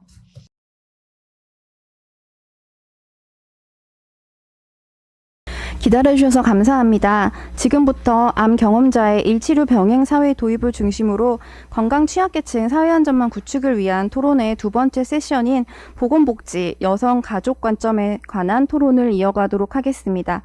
첫 번째 지정 토론은 한국여성정책연구원 일과생애연구본부 전기택 선임연구원님이 시작해 주시겠습니다.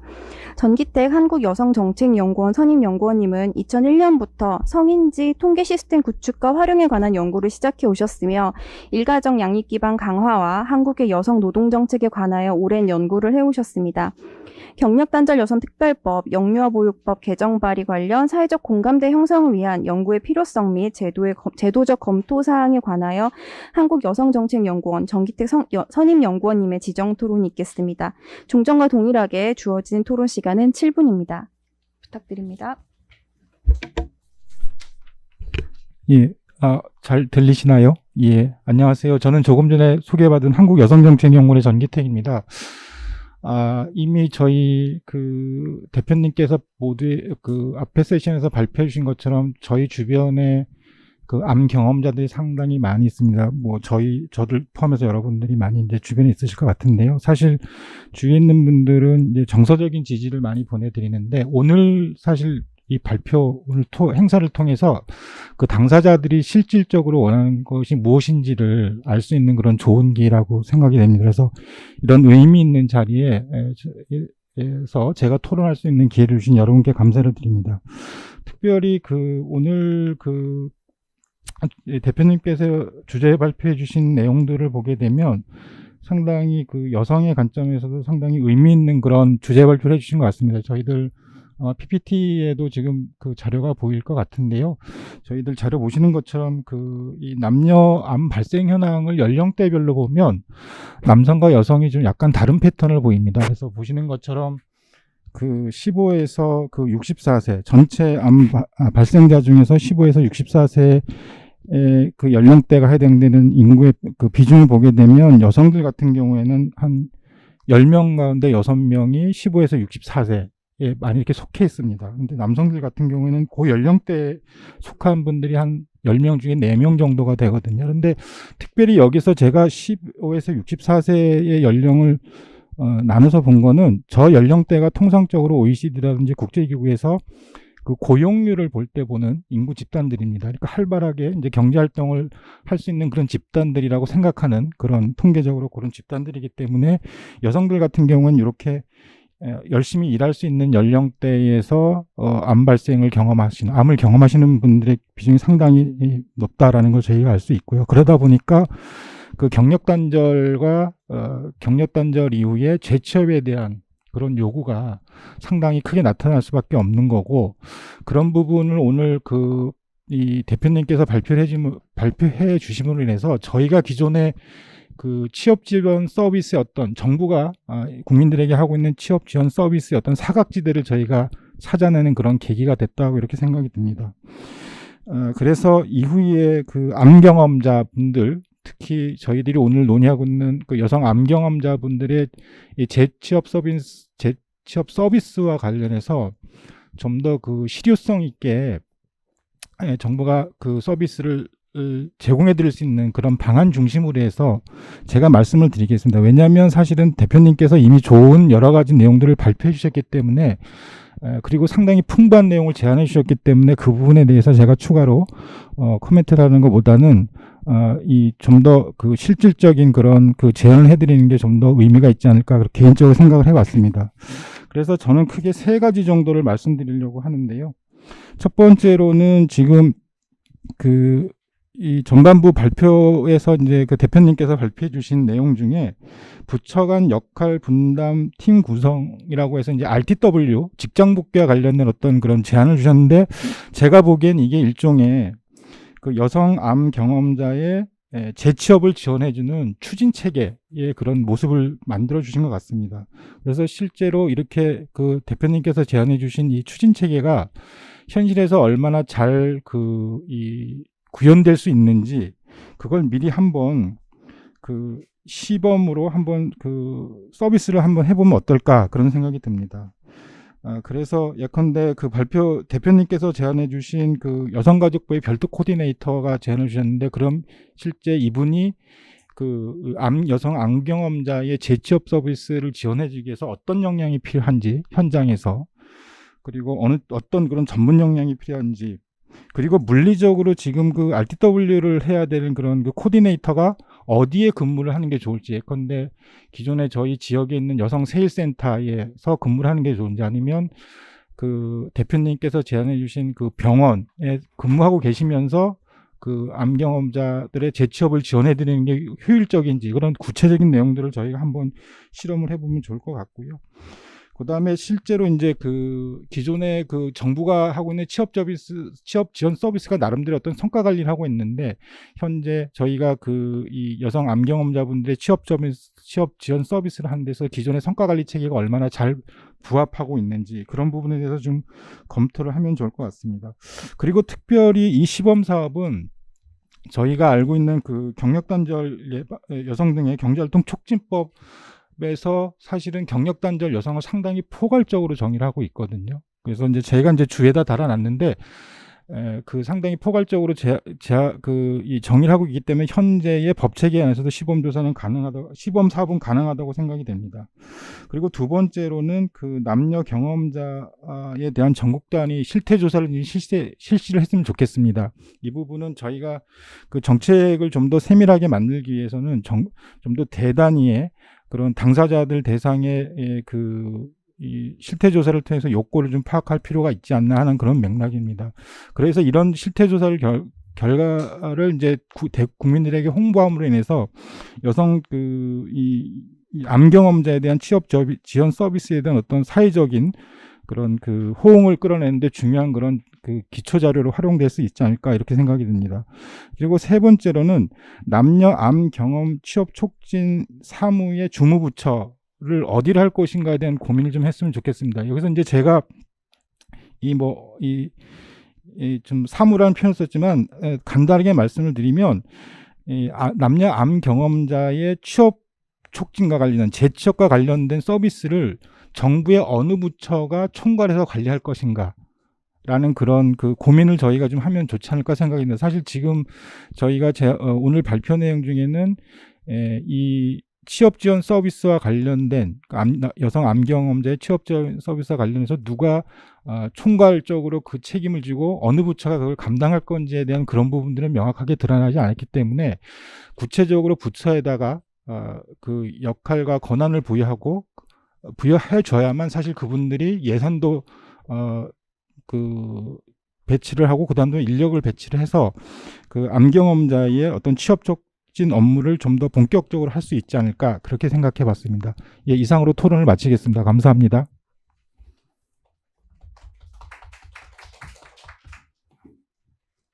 감사합니다. 발제 내용의 개정이 발의된 내용을 토대로 조금 더 구체화를 위하여 실질적으로 어떤 체계와 연구가 필요한지에 대해서 말씀 주셨습니다.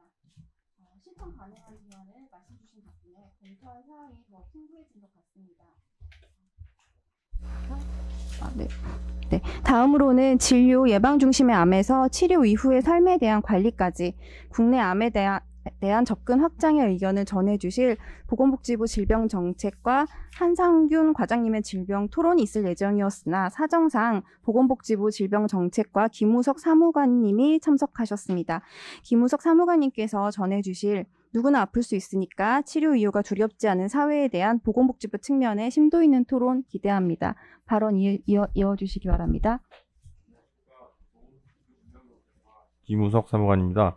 먼저 사회자께서 말씀해 주신 대로 원래 당초에 저희 과장님께서 참석하려고 하셨는데 갑자기 좀 현안이 생기셔서 참석을 못 하신다고 하신 거 서영석 의원님이랑 최영 의원님 그리고 참석하신 여러분께 양해의 말씀 구하신다고 이렇게 말씀을 전해달라고 하셨습니다.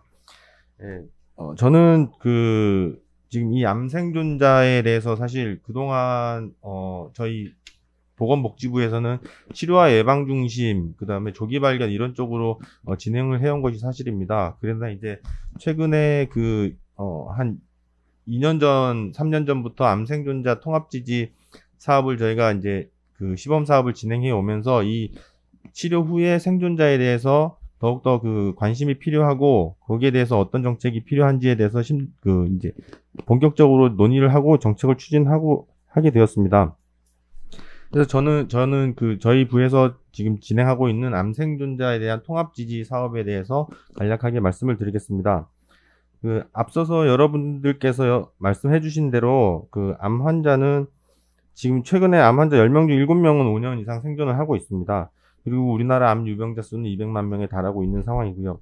그 중에서 경제활동 인구에 속하는 암 유병자가 57%를 차지하고 있습니다. 이것은 암 생존자의 지속적인 경제활동이 무엇보다 중요하다는 의미로 다가오게 되었습니다. 생존자는 여러 가지 특징을 가지고 있습니다. 일단 그 암을 치료를 하는 과정에 계신 분들도 있고, 암을 1차적으로 치료를 하셔서 사후 관리를 하고 계신 분들도 있는데, 이분들은 다양한 신체적, 정신적, 사회적 어려움을 겪고 있습니다. 디스트레스 문제, 그리고 피로, 우울감, 수면장애 등등, 그 다음에 재발에 대한 두려움, 이런 것들도 있고요. 거기서 이제 오늘 오늘 논의 사항에 해당하는 직장 및 가정에서의 역할 문제도 아주 커다란 생존자가 직면하고 있는 문제라고 할 수 있습니다. 그 암 생존자가 이제 직업을 복귀하는 것은 암 생존자의 자기 효능감과 자기 관리 능력을 높이게 됨으로써 그 치료에 중요한 메커니즘으로 작용하게 됩니다. 이에 따라 직장의 복귀는 사실 그 비용적인 측면, 경제적인 측면에서 치료 비용을 확보하는 데도 중요하고, 그 다음에 그 직장 생활을 함으로써 생활에 충실하게 되어 암 환자가 사후 관리나 치료에 더 적극적인 효과를 발휘할 수 있게 되는 것입니다. 이제 여러 연구 결과를 보면 암 진단 후 치료 후에 암 생존자가 이제 직업을 복귀하는 비율이 이제 해외 사례에 비해서 우리나라가 낮다는 이제 결과값들이 많이 있는데요. 이게 사실 연구마다 조금씩 이제 값의 차이는 있습니다. 뭐 이제 30%라고 하는 연구도 있고 60, 70%라고 하는 연구도 있는데, 어쨌든 해외 사례에 비해서 우리나라가 직업 복귀가 좀 부족한 면은 있는 것 같습니다. 그래서 이 부분에 대해서는 앞으로 더욱 많은 논의와 정책이 필요할 것 같습니다. 그래서 암 생존자는 아까 앞서 말씀드린 대로 복합적인 문제에 직면하고 있기 때문에 성공적인 직업 복귀를 위해서는 신체적, 정신적인 건강도 같이 관리가 되어야 되고, 거기에 따라서 다양한 통합 지지가 같이 병행이 되어야 합니다. 그래서 저희 보건복지부가 시행하고 있는 암 생존자 통합 지지 사업에 대해서 말씀을 드리겠습니다.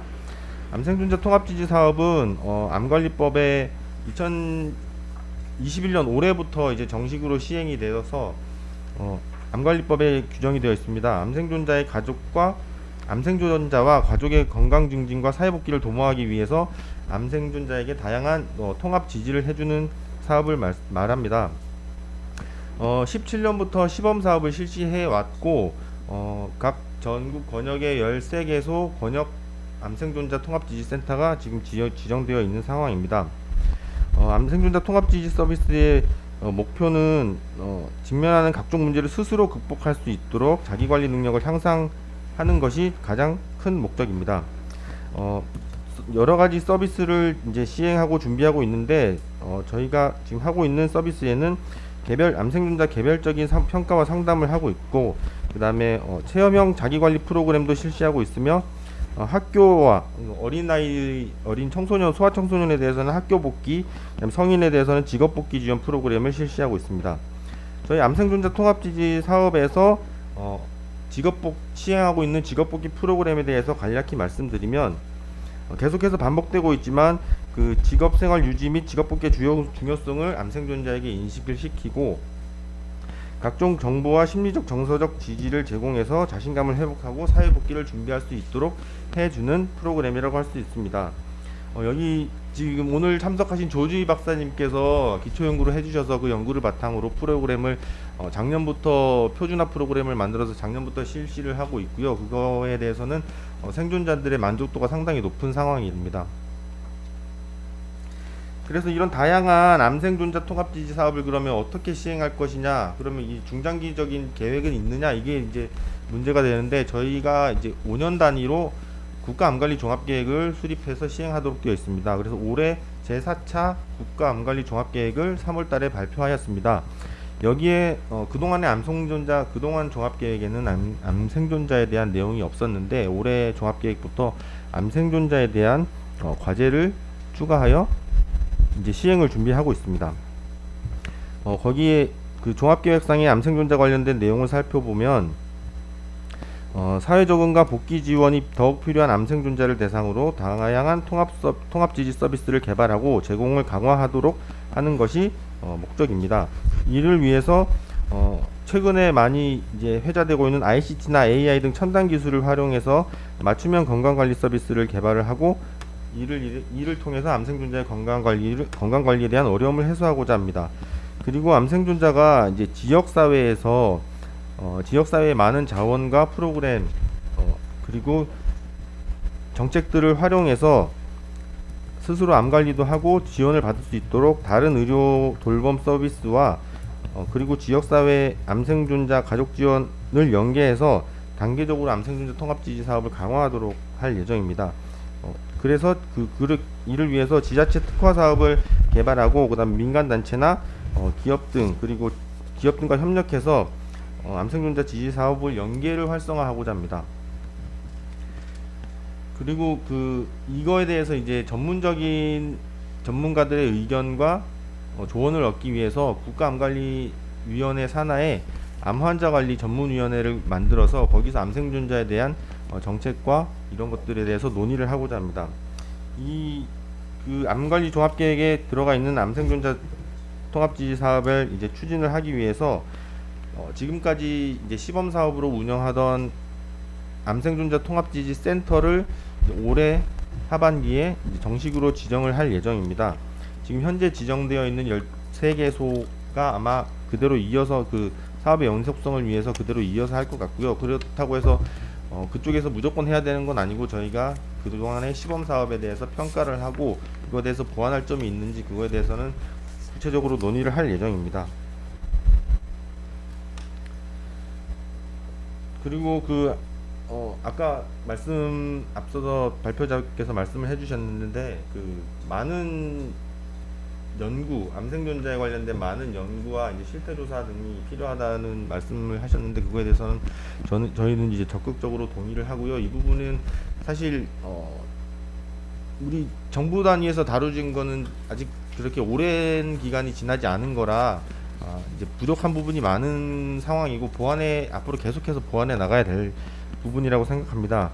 그래서 그 연구와 실태조사 이런 것도 필요하면 적극적으로 검토를 할 예정이고 그리고 그 암생존자에 대한 인식 부분 그리고 암 환자에 대한 인식이 상당히 그 암 환자 스스로 많이 좀 위축되는 요인 중에 하나인데 그 부분에 대해서도 일반 국민 대상으로 저희가 지속적으로 홍보를 하고 설문도 해서 생존자에 대한 인식을 적극적으로 개선해 나가도록 하겠습니다. 이상입니다. 예, 감사합니다. 치료비 걱정 없이 누구나 치료받을 수 있는 사회에서 치료 이후의 삶도 걱정 없는 사회가 될 수 있도록 다양한 방안을 고민하고 공감해 주시고 함께해 주시겠다는 말씀으로 느껴지는 시간이었습니다. 본 세션의 마지막 순서는 경기도 여성가족재단 정정욱 대표이사님께서 장식해 주시겠습니다.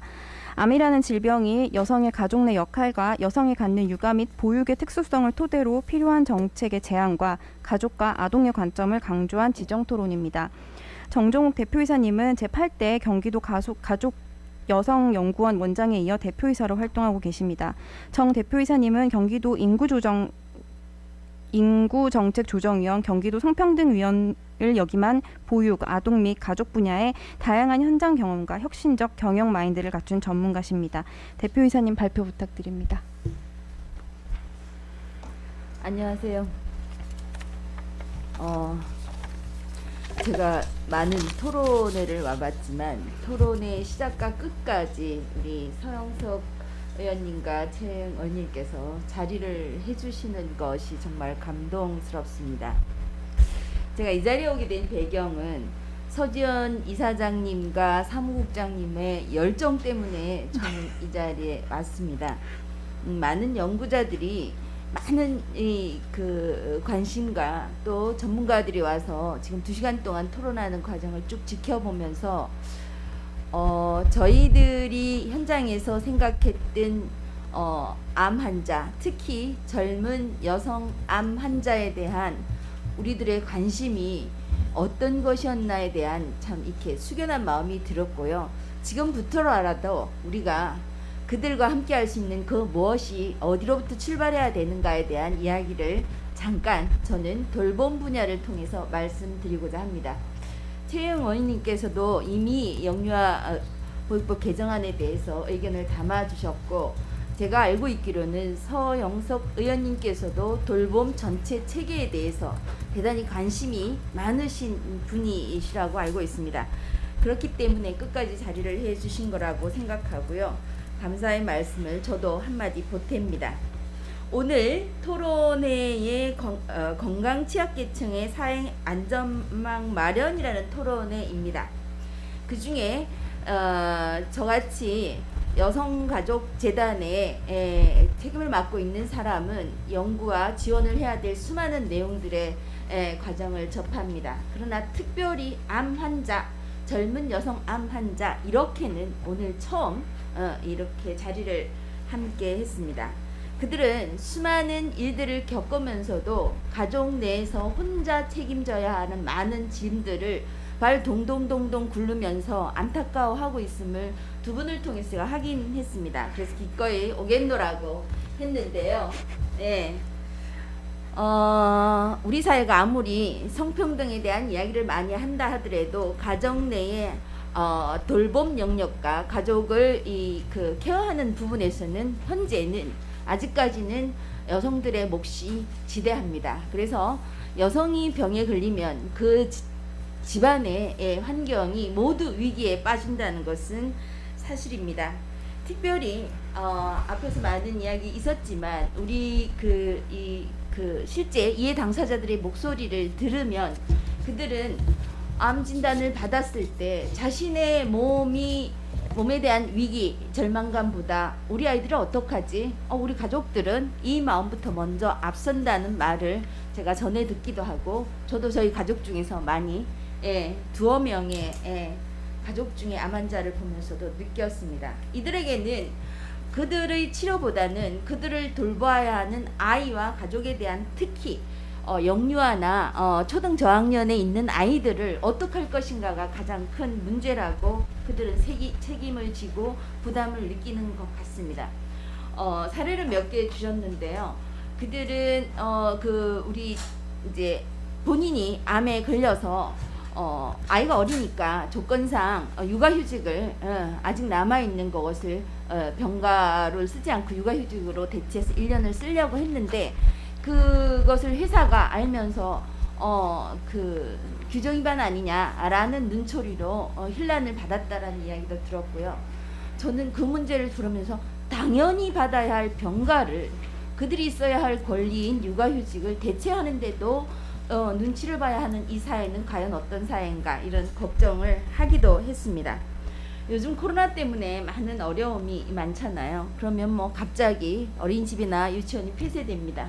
그러면 아이를 동반해서 복도에서 잠깐만요, 우리 아이 잠깐 봐주시겠어요? 혹은 네 간호사님 제 아이 잠깐만 좀 같이 움직여도 될까요? 이런 의견을 나누면서도 그들이 갖고 있는 자존감이 바닥에 떨어지는 느낌과 절망감 저는 공감이 됩니다. 또 하나는 암 환자 중에서는 그런 이야기를 한다고 하더라고요. 집에 놔둬서 돌볼 사람 없으면 데리고 와. 여기 복도에 간호사 도움을 요청하면 잠깐씩은 잘 돌봐줘. 그래서 데리고 다니는 젊은 엄마들 많이 느꼈습니다. 이만큼 우리는 개인이 이 문제를 해결하는 것에 익숙해져 있고 개인이 해결하면서 오는 부탁과 어려움을 호소하는 이 과정에서 느끼는 절망감과 떨어지는 자존심에 대해서 우리는 생각을 해봐야 된다고 생각합니다. 이것은 사회적 안전망과 지원 체계가 많지 않은 우리의 현실을 반영하는 것이라고 생각합니다. 아이들은 엄마가 위험에 처했을 때 아이들은 동물적 감각으로 반응을 보입니다. 자신은 거기에 어떻게 처신을 해야 되는지를 눈빛으로 보여주고 온몸으로 보여줍니다. 알아서 갑자기 어린 아이가 어른 아이로 되는 그런 모습 속에서 지 할 수 있는 일과 할 수 없는 일을 구별하지 않고 지가 책임져야 되는 것으로 받아들인다든가 그러면서 정신적 성숙이 아이가 발달 특성상 그 연령대에 가져야 될 발달의 정서적 감정보다 훨씬 뛰어넘어서는 감정을 가지기 때문에 정서적으로 어려움이 닥치는 경우들도 있습니다. 나중에는 또 기타 병원에서 상담 프로그램에 접근하고 싶어도 기다리고 예약하고 이런 문제들이 함께 있기도 하죠. 이렇듯 20대 40대 젊은 여성들이 갖는 암 환자의 어려움은 이런 돌봄에 대한 어려움이 있습니다만 옆에서도 우리 박사님께서 잠깐 말씀해 주셨듯이 경제적 어려움도 많습니다. 20, 30대의 그 부부가 경제적 기반이 미처 닦이기 전에 암에 대한 위험에 처한 상황이면 그들이 기반을 닦기 전에 일어난 문제이기 때문에 사회적으로 그 안전망에 대한 대응을 보다 촘촘히 체계적으로 해야 한다고 저는 생각합니다. 그래서 저는 몇 가지를 생각해 봤습니다. 우리 주변에 있는 저는 뭐 육아종합지원센터나 이런 그 기관에서 일을 해봤기 때문에 위기 상황에서 긴급 돌봄에 대한 고민들을 많이 했었습니다. 그럼에도 불구하고 쉽지 않은 것, 기다려야 되는 것. 우리나라의 이 돌봄 시스템은 맞벌이 부부에 대한 부분에 좀 포커스가 맞춘 정책들이 많이 있습니다. 그래서 응급 상황이나 위기 상황의 대응은 아이 돌봄이나 육아종합지원센터에서 하는 일시 시간제 돌봄이나 이런 것으로서 적절히 때웁니다만 이것은 전액이 무료가 아니기 때문에 경제적 부담도 같이 있습니다. 그래서 아까 이분 사인을 보내주셨는데요. 저는 꼭 드리고 싶은 말씀이 이거입니다. 물론 제도적으로 해야 될 많은 법들이 큰 틀이 아니라 아주 마을 내에서 좀 생태적 관점에서 촘촘히 계획되고 그것이 지역사회에서 안정감 있게 추구되었으면 좋겠다라는 생각이 듭니다. 그 한 예로 거점형 돌봄센터 같은 것을 만들고 그 지역의 돌봄 영역에 종사하는 많은 사람들이 네트워크를 구축해서 자율권을 갖고 그 지역 내에서 긴급사항에 아이들이 있으면 협의해서 어떻게 맡을 것인가를 논의하는 구조를 좀 자율적으로 만들어내는 일에 자율권을 주고 예산을 좀 배정하고 그래서 그것이 지역 생태계에서 구석구석에서 좀 활성화되는 것이 있으면 옆집에 우리 아이들과 옆집의 부모들이 위기에 처한 것은 그 지역의 돌봄 체계에 있는 사람들이 빨리 알아채고 빨리 대응할 수 있는 그런 시스템을 마련해야 되겠다고 생각합니다. 그래서 하나 제안드리고 싶은 것은 지역사회에 거점형 돌봄 체계를 구축하는 것이다. 그것은 생태적 관점에서 많은 돌봄 종사자들이 돌봄 기관들이 함께 뭉쳐서 특별한 시스템을 갖추는 소프트웨어에 대한 구성을 우리가 제도적으로 마련하는 것이 얼마나 필요할까 이런 생각을 해봤고 제가 지역사회에서 그런 시도를 많이 해보니까 정말 품은 많이 들지만 꼭 필요하지만 한번 구축해 놓으면 잘 무너지지 않는 시스템입니다. 우리의 모든 제도는 탑다운으로 이루어지기 때문에 예산이 끊기면 그것이 사라집니다. 그러나 생태계 구축을 위한 좀 품을 들인 이 시스템을 구축하면 예산과 상관없이 좀 지역에 뿌리 박은 토대가 형성되리라고 생각합니다. 그 안에는 뭐 영유아 돌봄부터 초동 돌봄까지 다 포함되는 거고 시간 관계상 제가 더 자세히 말씀드리긴 좀 어렵지만 그러한 것들을 거점형 돌봄 시스템에 대한 구축에 대한 틈틈이 돌봄의 환경을 마련하는 제도를 우리 한번 시도해 봐야 할 것 같다라는 말씀을 드리면서 이야기를 마칠까 합니다. 고맙습니다. 예, 감사합니다. 기존 정책과 여성가족부의 역할의 확장성도 함께 검토해 볼 수 있었으며 질병과 사회적 역할에 관해 시야를 확장해 고민해 볼 수 있었던 의미 있는 시간이었습니다. 마지막으로 오늘 토론에 대한 참석해주신 의원님들과 토론자님들의 질의응답 시간을 갖겠습니다. 질의응답에 앞서 오늘의 토론 내용을 같이 연구하고 적용하기 위해 현장에 참석해주신 여성가족부 경력단절 여성지원과 이수림 과장님과 이경훈 사무관님께 감사의 말씀을 드립니다. 현장에 계신 분들 중에 질문 있으신 분 계실까요? 네. 혹시 없으시다면 이렇게 참석해주신 두 분 의원님께서 마무리 말씀해 주시는 것 부탁드립니다. 네. 하여튼 이렇게 소중한 말씀 잘 들었습니다. 이게 우리 사회가 그동안 놓치고 있었던 영역이고 사실은 꼭 필요한 부분인데도 불구하고 이렇게 관심을 좀 덜 기울였던 부분이 많이 노출된 거라고 보여지는데 지금 이제 여러 가지 가운데서 어쨌든 이제 일을 잃으면 소득을 어떻게 하지? 이게 가장 큰 문제로 다가올 텐데 그래서 그것이 뭐 요즘 쟁점화되고 있는 기본소득이랄지 또 이제 뭐 일각에서는 이게 사회임금 이런 표현을 하긴 하던데 어떤 행태든 그 소득을 보장할 수 있는 시스템이 마련돼야 되는 게 가장 기본적인 것이 되지 않겠나 싶고 그것을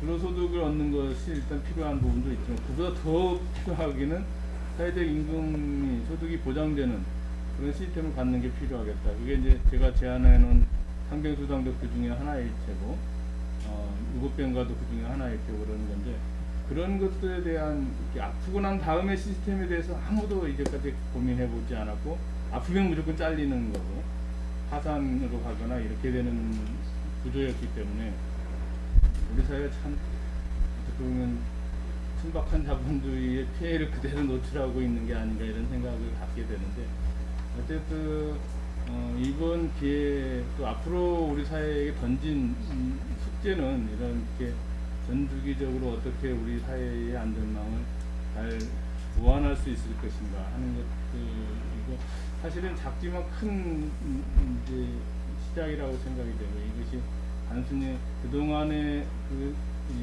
공동체를 바라보는 시스템을 좀 바꿀 필요가 있다 이런 것들에 대한 단적인 사례라고 봐서 하여튼 좋은 논의가 좀 잘 진행이 돼서 성과가 있는 그런 결과를 맺었으면 좋겠습니다. 고맙습니다. 네, 잘 들었습니다. 저는 제일 중요한 게 첫 번째가 그 사회적 인식 개선이 필요하다고 봅니다. 아직도 우리가 지금 이 암 경험자들의 어려움이 심각함에도 불구하고 연구조차 없는 실적이고 그리고 지금 복지부에서도 그걸 제대로 파악하고 있는지 잘 모르겠습니다. 그래서 저는 지금 당장이라도 해야 될 게 복지부가 먼저 연구를 시작하는 거, 조사부터 시작해서 뭐 어떤 것이 문제인가를 먼저 파악하는 게 우선이라고 생각을 하고요. 그리고 얼마나 정말 생존자라는 단어를 썼을 때 도대체 얼마나 살아남기 위해서 얼마나 노력을 해야 이 단어를 써야 되는지 그리고 왜 복지부는 그 치료 후 생존자 프로그램이라는 단어를 쓰는지 제가 좀 알 수 없어서 그래서 좀 이건 우리가 얼마큼 이때까지 사람들이 힘들게 생존해 왔냐라는 걸 반증하는 것 같습니다. 그래서 그런 부분이 조금 안타까웠습니다. 그리고 사업을 진행을 하셨는데 저는 좀 궁금한 게 있었습니다. 지금 시간상 좀 어렵지만 그 결과에 대해서 저희 의원실로 조금 보고 좀 부탁드리겠습니다. 어떻게 진행을 한 건지. 네, 그리고 앞서서 제안을 해주신 게 있었는데 미국에는 그 암이 장애로 들어갑니다.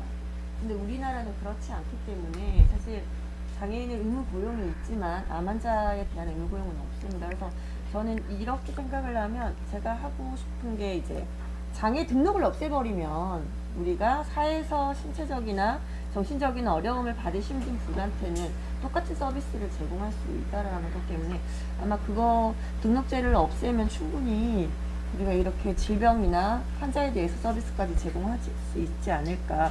그리고 의무고용률이 들어가지 않을까라는 생각을 한번 해보고요. 그리고 정정호 이사님께서도 말씀해 주셨는데 제일 중요한 것 같아요. 지역사회 내에서 위급이나 긴급한 상황에서 사실 멀리서 올 수는 없잖아요. 그래서 지역사회에 대해서 탄탄하게 조직이 구성이 된다면 어떠한 순간이라도 문제를 잘 해결하지 않을까라는 생각을 합니다.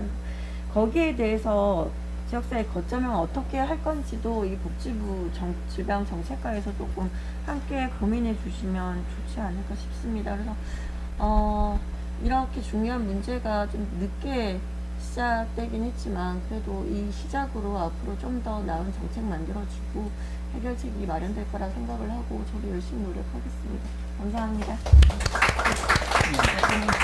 보면은 보건복지부에서 이게 지금 여기 영역이 안 들어가 있을 것 같은데 통합돌봄의 개념에서 결국은 의료돌봄의 한 시스템일 걸로 보여지는데 앞으로 나아가면 근데 지금은 이제 그 통합돌봄령에서 노인, 장애 뭐 이런 정도에 국한되어 있는데 의료돌봄에 대한 부분도 함께 좀 고민해서 아까 정 이사장님 얘기한 것처럼 이렇게 전체 지역사회가 통합 네트워크가 될 수 있는 통합돌봄의 시스템을 갖출 수 있도록 그것이 이제 뭐 보육도 그렇고 의료도 그렇고 이런 것이 종합적으로 한 차에 한 전망이 만들어지는 그런 체계를 갖춰야 될 걸로 보여지기 때문에 그 항목 중에 하나로 꼭 넣어서 하여튼 고민해 주시면 좋겠습니다.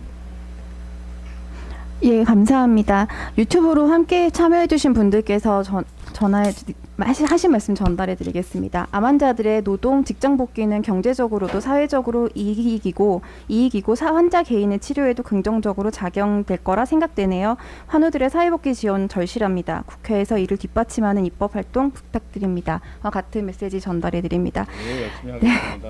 네, 이상으로 저희가 준비한 모든 순서가 마무리되었습니다. 긴 시간 함께해 주신 의원님들과 패널분들께 다시 한번 감사드립니다.